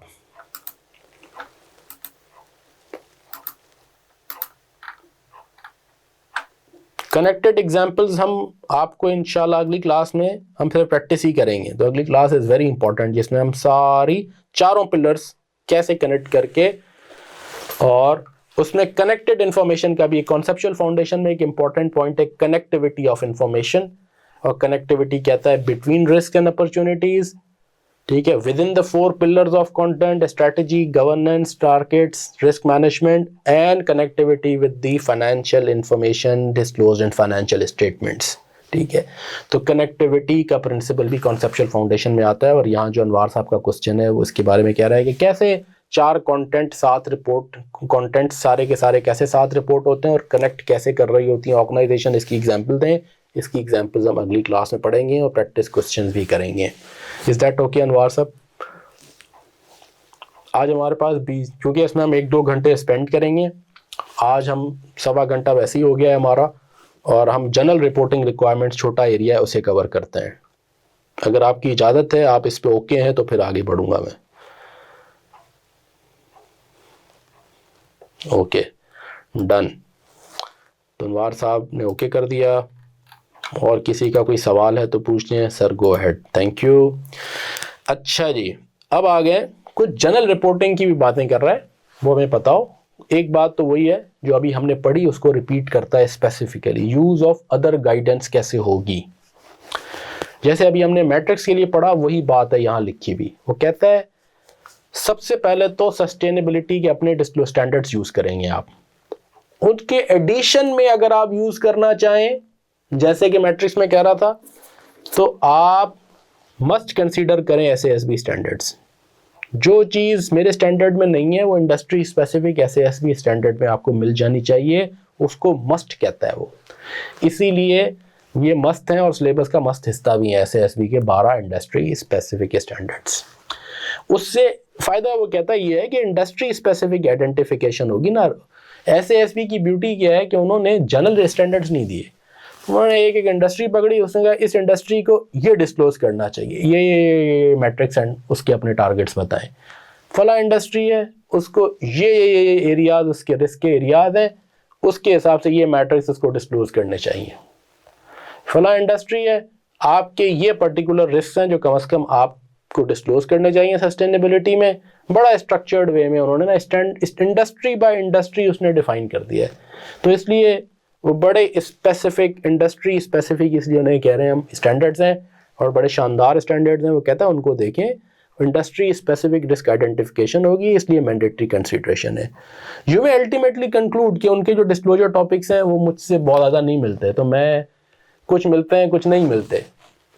ये नहीं कह रहा वो कि ज़रूर जो उसने कहा है वो करें, वो कहता है कंसिडर ज़रूर करें, 95% चांस ये है, और 95 कंपनीज के लिए वो जो उसने बातें लिखी हैं वो रेलेवेंट आपकी इंडस्ट्री है, वो पागल नहीं है जिन्होंने स्टैंडर्ड सेटिंग की है, वो स्पेसिफिक इंडस्ट्री में गए हैं, लोगों से बात की है, उनके इश्यूज़ की बेसिस पे उनके एक स्टैंडर्ड बनाए हैं। लेकिन फिर भी आप समझते हैं कि आप एक वक्री एंटिटी हैं और उसका एक स्पेसिफिक इंडस्ट्री, अपैरल इंडस्ट्री का स्टैंडर्ड, और मैं कोई अलग ही अपैरल का काम कर रहा हूँ और मुझसे बहुत ज़्यादा वो मैच नहीं करते, तो ठीक है आप ये लिख दें। लेकिन आप कंसिडर ज़रूर कहेंगे ज़रूर कि हम गए, हमने स्टैंडर्ड खोला, स्टैंडर्ड पढ़ा और हमें रेलेवेंट नहीं लगा। 95% तो ये है चांस कि आपको रेलेवेंट लगेगा और आपको उसको यूज़ करना है। उसके बाद आप चाहें along with that as well, या इसमें कोई इन्फॉर्मेशन नहीं मिली तो भी, या अगर इस इन्फॉर्मेशन के साथ आपको बहुत शौक है कि नहीं मैं हिस्टोरिकली चूंकि GRI को फॉलो करता आया हूं तो मैं इसको अभी भी फॉलो करता रहूँगा, तो ठीक है, यू मे कंसिडर GRI, वहाँ से गाइडेंस ले लें, कोई इशू नहीं है। वो सारी बातें वही हैं, CDSB, GRI, यूरोपियन, कोई और प्रोनाउंसमेंट्स हैं, और कोई आपकी इंडस्ट्री या जोग्राफिकल रीजन में अगर कोई चीज़ें हो रही हैं तो वो आप कर लें। लेकिन जब भी आप कोई सोर्स ऑफ गाइडेंस यूज़ करेंगे अदर देन IFRS स्टैंडर्ड्स, तो फिर आप बताएंगे कि आपने कौन सा स्टैंडर्ड्स, कौन सी प्रोनाउंसमेंट्स, कौन सी प्रैक्टिस, कौन सी सोर्स ऑफ गाइडेंस यूज़ की है। और अगर SASB स्टैंडर्ड यूज़ कर रहे हैं या IFRS क्यों करते हैं, तो कौन सी इंडस्ट्री का उसका स्टैंडर्ड यूज़ कर रहे हैं। GRI कर रहे हैं तो अगर कोई इसका इंडस्ट्री स्पेसिफिक एरिया है तो बता दें कि मैंने ये इंडस्ट्री स्पेसिफिक स्टैंडर्ड यूज़ किया। जनरली SASB के स्टैंडर्ड ही इंडस्ट्री स्पेसिफिक है। तो ये पहली बात तो ये हो गई सोर्सेज ऑफ गाइडेंस, और इसमें कोई नई बात नहीं है, यही बात हमने मैट्रिक्स में भी पढ़ी थी। यहाँ सिर्फ ये बात है कि इंडस्ट्री भी डिफाइन कर दें, ठीक है, जो आप इंडस्ट्री का वो कर रहे हैं, बाकी बात सारी वही है। अब लोकेशन कहाँ आएगी, अब सवाल यह है कि सर ये हम कहाँ डिस्क्लोज करें, ये हम फाइनेंशियल स्टेटमेंट की बात करें, अलग से किताब छापें, ठीक है, कैसे इसको डिस्क्लोज करें, इसकी लोकेशन क्या है, तो उस पर भी गाइडेंस दी है इसने कहा है कि अलग से किताबचा नहीं छापें। शुरू में हो सकता है उसने अलाउ किया है कि सर्टन ट्रांजिशन प्रोविजन में कि आप 6 महीने बाद, 9 महीने बाद आप इंफॉर्मेशन दें तो वो अलग आएगी, लेकिन जब ये ट्रांजिशन ख़त्म हो जाएगी, ट्रांजिशन की एग्जम्पशंस, तो फिर ये disclosures must be part of your general purpose financial report. Financial statements को जनरल पर्पस फाइनेंशियल रिपोर्ट कहता है कि उसमें डिस्क्लोज करना है, अलग से कोई ब्रोशर ना बनाए। सस्टेनेबिलिटी, क्योंकि IFRS ही सस्टेनेबिलिटी स्टैंडर्ड्स हैं, IFRS के ही नॉर्मल बाकी स्टैंडर्ड्स हैं, इसको IFRS ही इसीलिए S1 S2 कहा जा रहा है। तो आप उन्हीं इस रिपोर्ट के अंदर जो एनुअल रिपोर्ट जैसे छपती है उसमें आप छापें इन्हें। कहाँ का आप डाल सकते हैं, वो कहता है उसकी पाबंदी नहीं है, आप कहीं भी जनरली आप वो डायरेक्टर्स रिव्यू या मैनेजमेंट रिव्यू का एक सेक्शन होता है, कुछ कंट्रीज में लॉ कहता है मैनेजमेंट कमेंट्री कर दे अपनी परफॉर्मेंस पे, तो मैनेजमेंट कमेंट्री में डाल दें आप उसको। कुछ एंटिटीज़ ने एक फ्रेमवर्क होता था इंटीग्रेटेड रिपोर्टिंग फ्रेमवर्क, उसके तहत वो इंटीग्रेटेड रिपोर्ट एनुअल रिपोर्ट में डालते हैं, तो उस इंटीग्रेटेड रिपोर्ट के अंदर डाल दें। कोई अलग स्ट्रेटेजिक रिपोर्ट के नाम से आप डालते हैं जिसमें कोई आप ऑपरेशनल एंड फाइनेंशियल ओवरव्यू का आपका सेक्शन है उसमें डालना चाहें, मैनेजमेंट कमेंट्री में डालना चाहें आप, वो आपकी मर्जी है, लेकिन एनुअल रिपोर्ट का हिस्सा होगा। और अगर कोई कानून आपके यहाँ आया हुआ है और कानून के हिसाब से आपने एक हेडिंग बनाई हुई है यूरोपियन सस्टेनेबिलिटी स्टैंडर्ड्स की रेगुलेशन फलां फलां को की डिस्क्लोजर्स, या SECP की सर्कुलर नंबर फलां फलां की डिस्क्लोजर्स, वो स्पेसिफिक उन्होंने कोई बातें बताई हैं, उसके साथ भी आप कहें कि इसी के साथ में S1 S2 के भी डिस्क्लोजर सस्टेनेबिलिटी के यहीं डाल रहा हूँ, यूँ भी कर सकते हैं आप। एनुअल रिपोर्ट में होना चाहिए, इन शॉर्ट, आसान लेमन लैंग्वेज में, कहाँ हो आपकी मर्जी है। क्रॉस रेफरेंसिंग अलाउड है, हो रिपोर्ट में, लेकिन क्रॉस रेफरेंसिंग अलाउड है, और क्रॉस रेफरेंसिंग प्रॉपर होनी चाहिए। और क्रॉस रेफरेंसेस जिस इंफॉर्मेशन की होगी वो सेम टाइम और सेम टर्म पे होनी चाहिए available, same time same term. आप ये नहीं कह सकते कि जी फॉर एग्जांपल, हम कोई एग्जांपल ले लेते हैं कि जी मेरी जो इमेजेंस का जो डेटा है ना, let's say emissions data, for emissions data please refer to our ESG report that will be published in next 3 months, ये नहीं कह सकते आप, ये कंप्लीट नहीं हुआ डिस्क्लोजर, ये सस्टेनेबिलिटी S1 कंप्लाइंट नहीं है ये बात। वो कहता है अगर इमिजेंस का डेटा है तो यहीं डालें ना, फिर अगर यहाँ नहीं डाल रहे और रेफर कर रहे हैं तो वो रिपोर्ट आज अवेलेबल होनी चाहिए, वो 3 महीने बाद की नहीं। आप ये जरूर कह सकते हैं refer to our ESG report which is available on our website along with financial annual report, same term पे हो और सेम टाइम पे वो मौजूद हो तो क्रॉस रेफरेंसिंग हो सकती है। ये नहीं कह सकते for that please request our finance department या ESG डिपार्टमेंट, फिर ये सेम टर्म पे एक्सेसिबल नहीं है। ये तो वेबसाइट पे है, इस इंफॉर्मेशन के लिए we have a ESG report, if you need please contact company secretary, ये नहीं लिखेंगे आप। इसके लिए एडिशनल एफर्ट करनी पड़ी है, या आप कहेंगे जी उसके लिए पेड एक्सेस होगी आपकी, या आप कंपनी सेक्रेटरी को रिक्वेस्ट करें, या इन्वेस्टर रिलेशनशिप डिपार्टमेंट को रिक्वेस्ट करें, या CFO को रिक्वेस्ट करें, ये नहीं कहेंगे आप। जैसे ये अवेलेबल है वैसे ही वही उसी वक्त उसी टाइम पे उसी जगह पे उसी करीब करीब अवेलेबल होनी चाहिए, और सेम टाइम सेम टर्म्स का वर्ड यूज कर, तब क्रॉस रेफरेंसिंग हो सकती है। और क्रॉस रेफरेंसिंग करते हुए भी ये नहीं लिखेंगे please refer to our ESG report, please refer to section फला फला of the report, page number फला फला ऑफ द रिपोर्ट, ये है क्रॉस रेफरेंसिंग। इतनी बारीकी में ये स्टैंडर्ड जाके आपको बता रहा है कि खुदारा इसकी भी तमीज़ सीखें, रेफरेंसिंग की भी तमीज़ होती है एक, जैसे ड्रेसिंग की एक तमीज़ होती है, जैसे बात करने की एक तमीज़ होती है, तो क्रॉस रेफरेंसिंग की भी तमीज़ सीखें। जब आप फॉर्म में जाते हैं ना तो आपको पेपर फोल्ड करके पंच करने की भी हम तमीज़ सिखाते हैं ना, ठीक है, हम सीखते हैं, ठीक है। तो हम अकाउंटेंट्स तो उस लेवल ऑफ एक्सेलेंस के लोग हैं, तो उसी एक्सेलेंस के ये स्टैंडर्ड्स बने हुए हैं। वो कहता है क्रॉस रेफरेंसिंग की भी तमीज़ क्या होगी, क्या प्रोसेस क्या होगा कि मस्ट बी एक्सेसिबल हो बट एट सेम टाइम हो और सेम टर्म हो, और cross referencing should be precisely specified part of the report पे होगा।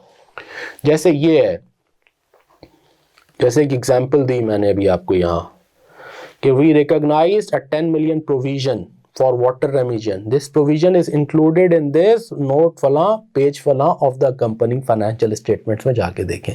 ये है रेफरेंसिंग का तरीका। Sustainability related disclosures may provide link to specific parts of climate report published। हाँ, ये कह सकते हैं कि जी ये मेरी ये फला स्कोप 1 स्कोप 2 स्कोप 3 की एमिशंस का स्पेसिफिक डेटा के लिए मैंने एक अलग क्लाइमेट रिपोर्ट किया, लेकिन ये अवेलेबल है, इसके पेज नंबर फला पेज नंबर फला पेज नंबर फला में जाके स्कोप 1 स्कोप 2 स्कोप 3 देख लें हमने कैसे कैलकुलेट किए हैं और क्या प्रोग्रेस है। ये कर सकते हैं आप, इतनी क्रॉस रेफरेंसिंग अलाउड है, लेकिन वो भी with certain decorum and with certain precision. Does this make sense? तो आप ये नहीं कह सकते कि फॉर डिटेल्स प्लीज कॉन्टैक्ट फला फला, फॉर डिटेल्स या for this please wait for the next quarter report, ठीक है ना। या आप ये भी नहीं लिख सकते to see this please go and visit our website and check this report, जो कि 240 पेज की है, जाके खुद देखें 240 पेज में ये इंफॉर्मेशन कहाँ मिलेगी आपको, ठीक है। या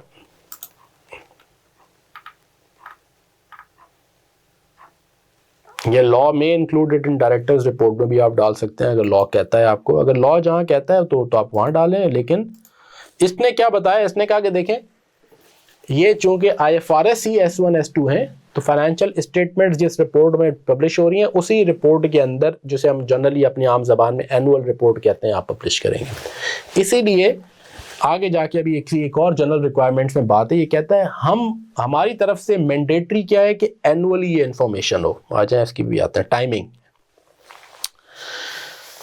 की भी, वो कहता है टाइमिंग भी जब एनुअल रिपोर्ट का हिस्सा बनेंगी तो naturally same time and same reporting period होना चाहिए जो फाइनेंशियल स्टेटमेंट्स का हो। ये ऊपर भी शुरू में भी स्कोप में भी हमने बात की थी कि reporting boundary and timeline same होनी चाहिए जो फाइनेंशियल स्टेटमेंट्स की है। अगर फाइनेंशियल स्टेटमेंट कंसोलिडेटेड लेवल पे बन रही हैं तो सस्टेनेबिलिटी डिस्क्लोजर्स भी कंसोलिडेटेड आएंगे। फाइनेंशियल स्टेटमेंट्स स्टैंड अलोन है तो स्टैंड अलोन ही के डिस्क्लोजर्स आपके आएंगे सस्टेनेबिलिटी के। और पीरियड टाइमिंग भी तो वही होगा, जब एनुअल रिपोर्ट का हिस्सा है तो नेचुरली सेम टाइम होगा, पीरियड भी वही होना चाहिए क्योंकि बहुत ज़्यादा इंफॉर्मेशन फाइनेंशियल स्टेटमेंट से लिंक्ड है। तो अगर आपका ऐसा नहीं हो सकता कि फाइनेंशियल स्टेटमेंट तो 1 जनवरी से 31 दिसंबर हो, और आप कहें सस्टेनेबिलिटी के लिए, जैसे ये बहुत सारी कंपनियां करती थी कि वो जी GRI information from July to June है, फाइनेंशियल स्टेटमेंट जो है ना 1 जनवरी से दिसंबर है। अरे भाई ये नहीं हो, फाइनेंशियल स्टेटमेंट 1 जनवरी टू 1 दिसंबर है, तो सस्टेनेबिलिटी डिस्क्लोजर भी कैलेंडर ईयर की 1 जनवरी टू 31 दिसंबर है। फाइनेंशियल स्टेटमेंट्स जुलाई 1 से जून 30 है, तो सस्टेनेबिलिटी डिस्क्लोजर्स भी जुलाई 31 से 30 जून तक के होंगे। ठीक है, सेम ये बात हो गई। फिर इसी में वो और बात क्या कहता है जो इंपॉर्टेंट बात है, दिस स्टैंडर्ड एक्सपेक्ट्स, क्या कर रहा है आपसे, एनुअल सस्टेनेबिलिटी डिस्क्लोजर ये एक्सपेक्ट कर रहा है, और यही मैंडेटरी है। अगर आप शॉर्टर या लॉन्गर पीरियड का काम करेंगे तो फिर बताएं क्यों है, पहला साल है, हो सकता है कि जी मैंने अभी 6 महीने की, मैंने अभी सिस्टम्स एंड प्रोसेसेस ही नहीं थे, मैं डाल तो ये इन्फॉर्मेशन अपनी एनुअल रिपोर्ट 2025 में रहा हूँ, लेकिन मैंने इसमें डेटा जो है ना वो अभी 6 महीने का है और अगले साल से ये एनुअल हो जाएगा। अगर इस तरह की कोई चीज़ है तो आप बता दें। या अगर आप नई कंपनी है, अभी पैदा ही अभी हुए हैं और पहले फाइनेंशियल स्टेटमेंट्स आपके 14 महीने के आपने बनाए, तो फिर सस्टेनेबिलिटी इन्फॉर्मेशन भी 14 महीने की डाल दी, ये हो सकता है। This standard does not maintain provision of interim sustainability disclosure. वो कहता है हम आपके नहीं कह रहे कि आप हाफ ईयरली फाइनेंशियल स्टेटमेंट्स बनाते हैं तो हाफ ईयरली S1 S2 की भी हाफ ईयरली इन्फॉर्मेशन दें, हम मैंडेट नहीं कर रहे, आप करना चाहें आप कर सकते हैं। कानून अगर आपका कोई SECP of your world tells you should do it, लेकिन स्टैंडर्ड की रिक्वायरमेंट नहीं है। बिल्कुल ऐसे ही जैसे फाइनेंशियल स्टेटमेंट में पोस्ट रिपोर्टिंग पीरियड है ना, events after the balance sheet date, anything that happens post balance sheet before the issuance of financial statement, कोई चेंजेस हैं वो हम उन डेटा में इनकॉर्पोरेट करते हैं, वही है यहाँ भी कह रहा है, nothing different. After period and but before issuance of the annual report, sustainability report, any new information about conditions at the end of the period, update disclosures, कोई नई मटेरियल ट्रांजैक्शंस आएंगे after the end of the reporting period but before issuance, वो report कर दें आप। ठीक है, वो वही बात है जो फाइनेंशियल स्टेटमेंट्स में है, कोई नई चीज़ नहीं है। कंपैरेटिव इंफॉर्मेशन मस्ट है। वो कहता है फाइनेंशियल जितनी, यानी क्वांटिटेटिव नॉट फाइनेंशियल, जितने अमाउंट्स, तो फाइनेंशियली हो गई एक तरीके से, जितने अमाउंट्स यानी क्वांटिटेटिव जो इंफॉर्मेशन गिवन है, सिर्फ यानी परसेंटेज, अभी आपने कहा कि मेरी इस साल की इमिशंस की ये परसेंटेज है, तो मैं अगले साल की भी इमिशंस की परसेंटेज बताऊंगा। मेरा इस साल का इम्पेयरमेंट प्रोविजन ये आया है, तो पिछले साल क्या था, तो जो अमाउंट्स आप डिस्क्लोज करेंगे उसके लिए रिक्वायर्ड है, उसके लिए मैंडेटरी है कि आप कंपैरेटिव इन्फॉर्मेशन दें। जो नरेटिव्स हैं, अगर नरेटिव्स में if it is useful for understanding of the user shell also disclose comparative for narratives. Narratives की कंपैरेटिव जनरली आप नहीं देते, आप सिर्फ क्वांटिटेटिव इंफॉर्मेशन के जो है अमाउंट्स के सारे कंपैरेटिव्स आप पे मैंडेटरी हैं। और अमाउंट्स सिर्फ मैट्रिक्स एंड टारगेट्स के नहीं हो सकते, financial current and anticipated financial effects के होंगे। बिल्कुल ऐसे ही जैसे फाइनेंशियल स्टेटमेंट में आप डिस्क्लोजर्स देते हैं तो आप कहते हैं कि जी मेरे बैंक्स का प्रॉफिट रेट इस साल एवरेज ये है, और ब्रैकेट में क्या लिखते हैं, पिछले साल का ये था। मेरा इस साल की अमाउंट्स ये हैं, ब्रैकेट में पिछले साल की अमाउंट्स लिख देते हैं। तो कंपैरेटिव इंफॉर्मेशन ऐसी नंबर्स आप यहाँ भी देंगे, unless it is impossible to do so, आपके लिए ये मैंडेटरी है। कोई अपना मैट्रिक रिप्लेस किया, रिवाइज किया, जैसे हर एग्जांपल मैंने एग्जांपल दी थी, एट्रिशन रेट मैं कंफर्म्ड एम्प्लॉइज़ की बेसिस पे करता था। अब मैंने कहा मैंने इस साल एट्रिशन रेट अपना ऑल एम्प्लॉइज़ के लिए किया है, इसमें प्रोबेशनरी एम्प्लॉइज़ भी शामिल हैं, इसमें ट्रेनीज़ भी शामिल हैं। पहले ट्रेनीज़ शामिल नहीं होते थे, सिर्फ परमानेंट एम्प्लॉइज़ होते थे। तो अब जब मैंने ये चेंज किया है तो रीज़न फॉर चेंज बताऊंगा, और कंपैरेटिव भी अब जब मैं बताऊंगा एट्रिशन परसेंटेज, तो प्रायर ईयर को भी अपडेट, कंपैरेटिव इंफॉर्मेशन को अपडेट करके बताऊंगा, रिवाइज्ड कंपैरेटिव अमाउंट बताऊंगा, unless it is impractical to do so. कि पिछले सालों में मैं ये डेटा मॉनिटर ही नहीं करता था, डेटा सिस्टम में कैप्चर ही नहीं होता था, तो आई कैन नॉट टेल, तो आई शुड राइट कि जी इसका कंपैरेटिव पिछले साल का नहीं मौजूद है, अगले सालों से तो ऑटोमेटिकली इस साल मैंने सारे एम्प्लॉइज इंक्लूडिंग ट्रेनिंग सबका एट्रिशन निकाल रहे हैं। पहले मैं सिर्फ सिस्टम में रिकॉर्ड ही मेंटेन करता था अपने कंफर्म्ड एम्प्लॉइज का, इसलिए नहीं है। अगर ऐसी चीज़ है तो लिखते हैं, अदरवाइज कंपैरेटिव रिवाइज कर दें कि पिछले साल मैंने एट्रिशन किया था 22% रिपोर्ट, अब मैं रिवाइज मैट्रिक के हिसाब से ही मैंने रिवाइज कर दिया, ये 26 है एक्चुअली, ये ज़्यादा बेहतर रिफ्लेक्शन है। कोई नया मैट्रिक इंट्रोड्यूस कर रहे हैं तो नेचुरली उसका भी कंपैरेटिव इंफॉर्मेशन देंगे, unless it is impractical to do so, यानी you are unable to have that information disclosed. फिर एक इसमें बड़ी इंपॉर्टेंट बात है कंप्लायंस स्टेटमेंट की। वो कहता है आपको एक अनरिजर्व्ड वर्ड यूज करता है, एक्सप्लिसिट एंड अनरिजर्व्ड। मैंने यहाँ लिखे भी होंगे ये वर्ड्स, यस ये देखिए आगे, एक्सप्लिसिट एंड अनरिजर्व्ड। क्या मतलब है इन दोनों का? वो कहता है इम्प्लाइड नहीं, भाई मैं लिख दूं कि जो है ना हमारा फ्रेमवर्क है S1 S2, नहीं, एक्सप्लिसिटली ये बताएं कि जी वी आर कंप्लायंट विथ या we are following completely S1 and S2। Explicit statement दें फ्रेमवर्क की अपने। आप ये नहीं कह सकते कि we follow all standards and that also include, no no no. S1 and S2 हम ये सस्टेनेबिलिटी इंफॉर्मेशन प्रोड्यूस करते हुए S1 एंड S2 को फुल्ली, और ये कब लिखेंगे we are compliant with S1 या वी आर फॉलोइंग या we are aligned with S1, जब आप 100% उसको फॉलो करेंगे। और अनरिजर्व्ड ये नहीं कहेंगे we are following except for, ये रिजर्व्ड स्टेटमेंट होगी, प्रोविजो वाली स्टेटमेंट हो गई। अनरिजर्व्ड यानी 100% आप कंप्लायंट से होंगे तो कहेंगे मैं अनरिजर्व्ड स्टेटमेंट देंगे विदाउट एनी क्वालिफिकेशन और रिजर्वेशन कि एक्सेप्ट फॉर स्कोप 1 एंड 2 की फला चीज़ें मैं S2 को कंप्लाई कर रहा हूँ, एक्सेप्ट फॉर IFRS S1 के मैट्रिक्स एंड टारगेट पिलर के मैं बाकी इंफॉर्मेशन दे रहा हूँ। नो, मैं कंप्लाइंट हूँ ये नहीं लिखेंगे आप एक स्टेटमेंट देंगे कि आप 100 कंप्लायंस जब लिखेंगे कि हाँ मैं कंप्लाई कर रहा हूँ तो तभी लिखेंगे जब आप पूरा फॉलो करेंगे। You cannot say कि broadly aligned with S1, it's either compliant or you are non-compliant। इस पे सख्ती करता है ये स्टैंडर्ड। यानी ये कह सकते हैं कि मैं 70% कर दिया तो मैं लिख देता हूँ कि जी मैं एम कंप्लाइंट, नो। हाँ, अगर कोई आपने एग्जाम्पशंस ली हुई हैं दैट्स ओके, या अगर कोई इन्फॉर्मेशन इसलिए डिस्क्लोज नहीं कर रहा है जो हमने ऊपर भी पढ़ी थी एग्जाम्पशंस के, लॉ ने मना किया है, या कमर्शियली सेंसिटिव इंफॉर्मेशन है फॉर एन अपॉर्चुनिटी, अगर आपने वो यूज किया तो आप वो लिखते हैं कि आई एम नॉट, अपॉर्चुनिटी लिखते हुए कि I am not disclosing this information because it is commercially sensitive, तो आप स्पेसिफाई करते हैं और फिर उसकी क्वालिटेटिव चीजें बता देते हैं, बाकी बता देते हैं, ठीक है। तो अगर वो एग्जाम्पशन ली हुई है उसकी, that does not prevent you from asserting that you are in compliance with IFRS S1 या S2 व्हाटएवर। और स्टेटमेंट्स की एग्जांपल्स क्या हैं? ये एग्जांपल्स आ गई। Our sustainability report forms part of our annual report, good, and is prepared in accordance with the IFRS sustainability standards for prepared in accordance with, यानी आप ये स्टेटमेंट दे रहे हैं कि आपने सारा फॉलो किया है। ये लिखने का मतलब ये है कि आपने कहीं नहीं लिखा कि एक्सेप्ट फॉर दिस या 70% या ब्रॉडली, नो।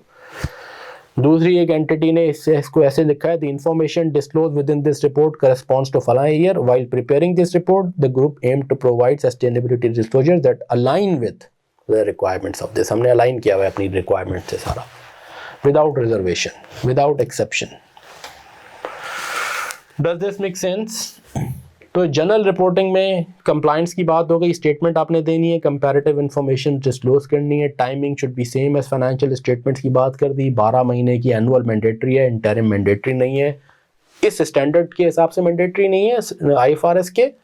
अगर आपको अपना कानून या अपना कोई रेगुलेशन कहता है तो भले दें, या खुद से देना चाहें, वॉलंटरली मना नहीं है।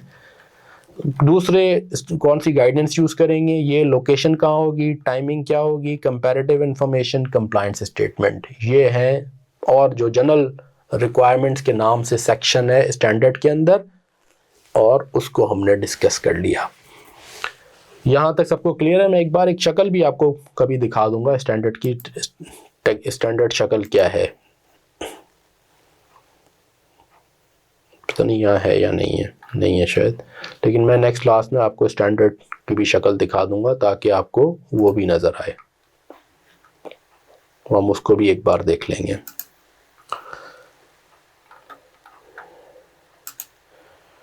जी नदीम साहब, ऑल क्लियर? तो आज हमने दो मोटी मोटी इंपॉर्टेंट चीज़ें पढ़ी, एक चौथा पिलर पढ़ा, चौथा सुतून, ठीक है। चारों सुतून हमारे हो गए तो हमारी कंटेंट की इमारत कंप्लीट हुई।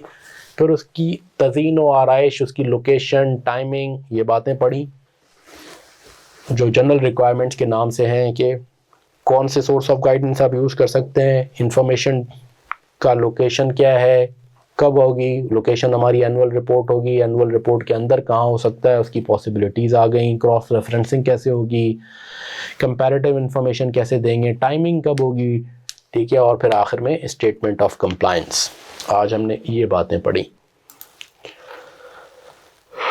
जी। स्टैंडर्ड आ गया यहाँ भी, चलें ऐसा करते हैं, इन्होंने भेज दिया है, खैर आपके पास वो वहाँ पे पोर्टल पे तो है, मैं एक बार इसको 2 मिनट खोल के दिखा भी देता हूँ।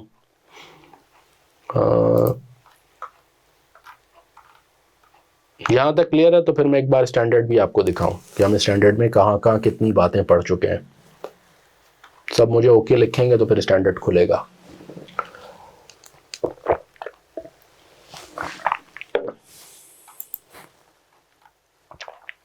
ओके है एल्सा, ओके नदीम साहब, वार साहब, वो कहाँ चले गए, मज़र, इनाम साहब, ओके चलें।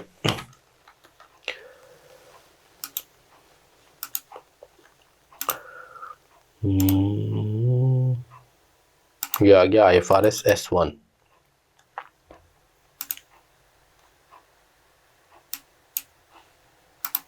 ये आ रहा है नजर S1 सबको?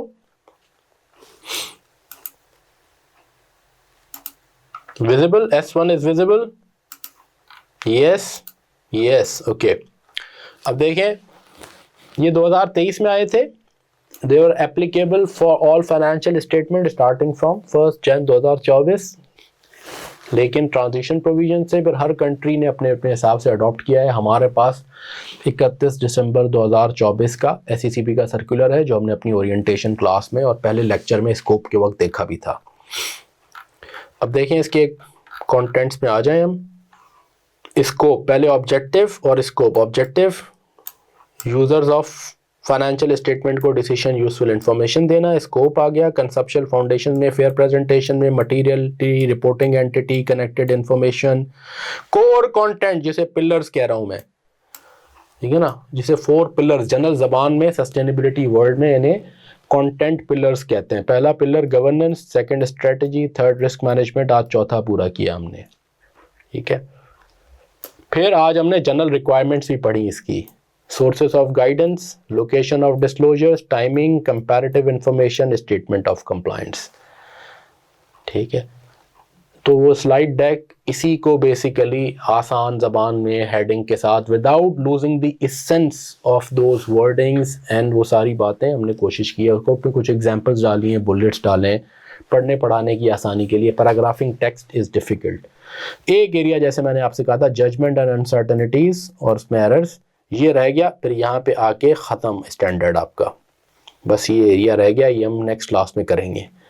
इसी की अपेंडिक्स में फिर टर्म्स को डिफाइन किया हुआ है, application guidance, source of guidance, you know what is qualitative characteristics of useful information. तो जहां जहां जिन पैराग्राफ में उन्होंने स्पेशली एप्लीकेशन गाइडेंस को लिंक किया है हमने उसको भी कवर किया है, ठीक है।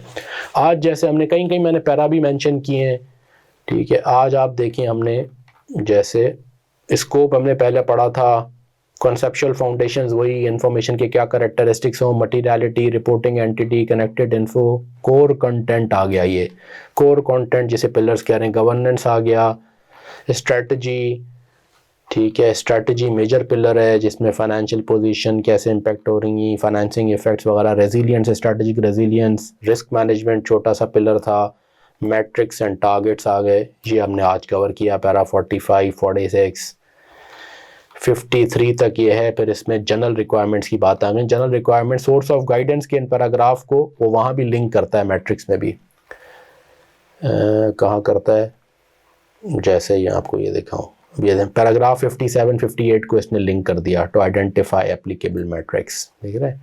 तो हमने कोशिश की है जहाँ जहाँ जो लिंक हैं, फिर ये करते हुए वो पैराग्राफ B4 57, 58 में आप जाएंगे तो वो फिर B को पैराग्राफ एप्लीकेशन गाइडेंस के पैराग्राफ्स को रेफ़र करता है, ठीक है। तो ये आपकी किधर गया, 57 में 57, 58 ये आ गया, अपेंडिक्स सी को रेफ़र करता है। अपेंडिक्स सी थी जो कि सोर्सेज ऑफ गाइडेंस। तो हमने क्या किया उन स्लाइड्स में, इन सारी चीज़ों को एक साथ जहाँ जहाँ रेलिवेंट बातें सब लिंक करके दी हैं आपको। लोकेशन ऑफ डिस्क्लोजर्स आ गया, फिर timing of reporting, comparative information, statement of compliance, आज हमने ये सब किया है। पैरा 73 तक हम पूरे हुए हैं। जजमेंट, अनसर्टनिटीज़ एंड एरर्स हैं, छोटे से ही हैं बस। ये यहाँ पे आके स्टैंडर्ड कंप्लीट हो गया, टन टन। ठीक है, तो नेक्स्ट क्लास में हम इन्हें कवर करेंगे। नेक्स्ट क्लास में हम फिर जो चारों कंटेंट के मेन पिलर्स हैं वो कैसे रिपोर्ट हो रहे हैं साथ उसकी एग्जांपल्स, और कोशिश करेंगे एग्जांपल्स के साथ प्रैक्टिस क्वेश्चंस भी। Does this make sense? तो मेरा ख्याल है क्योंकि ये थ्योरी का सब्जेक्ट है तो 1.5-2 घंटे से ज़्यादा मैं कोशिश करता हूँ कि हम एक वक्त में क्लास ना हो ताकि हम एब्जॉर्ब कर सकें। ठीक है, लास्ट क्लास पूरी डेडिकेट की थी हमने, 5 या 6 पूरी स्ट्रैटेजी के एग्जांपल्स किए थे और उसमें हमने कोशिश की थी किस तरह के क्वेश्चंस थे सारे कि जी मिसिंग इन्फॉर्मेशन बताएं, you know that we can apply what is missing, what should else be disclosed. ठीक है, और नेक्स्ट क्लास में हम कोशिश करेंगे कि हम एग्जांपल्स भी देखें और एक आध प्रैक्टिस क्वेश्चन करें, फिर हम इसकी ड्राफ्टिंग, फिर पास्ट पेपर क्वेश्चन जो अपनी सारी मॉडल पेपर का क्वेश्चन, और फिर उससे मिलते जुलते क्वेश्चंस कैसे एग्ज़ाम लेवल क्वेश्चंस भी हम फिर अटैम्प्ट करेंगे। और यूँ हमारा एक major portion of the syllabus, मेरा ख्याल है कितना आपने पढ़ा था, 35-40% वो syllabus S1 constitutes that significant portion of the syllabus, वो कवर होगा। इन द नेक्स्ट 2-3 क्लासेस में हम इंशाल्लाह प्रैक्टिस भी करेंगे, एग्ज़ाम रेलिवेंट क्वेश्चंस भी देखेंगे। Is that okay? Are we happy? We are making good progress.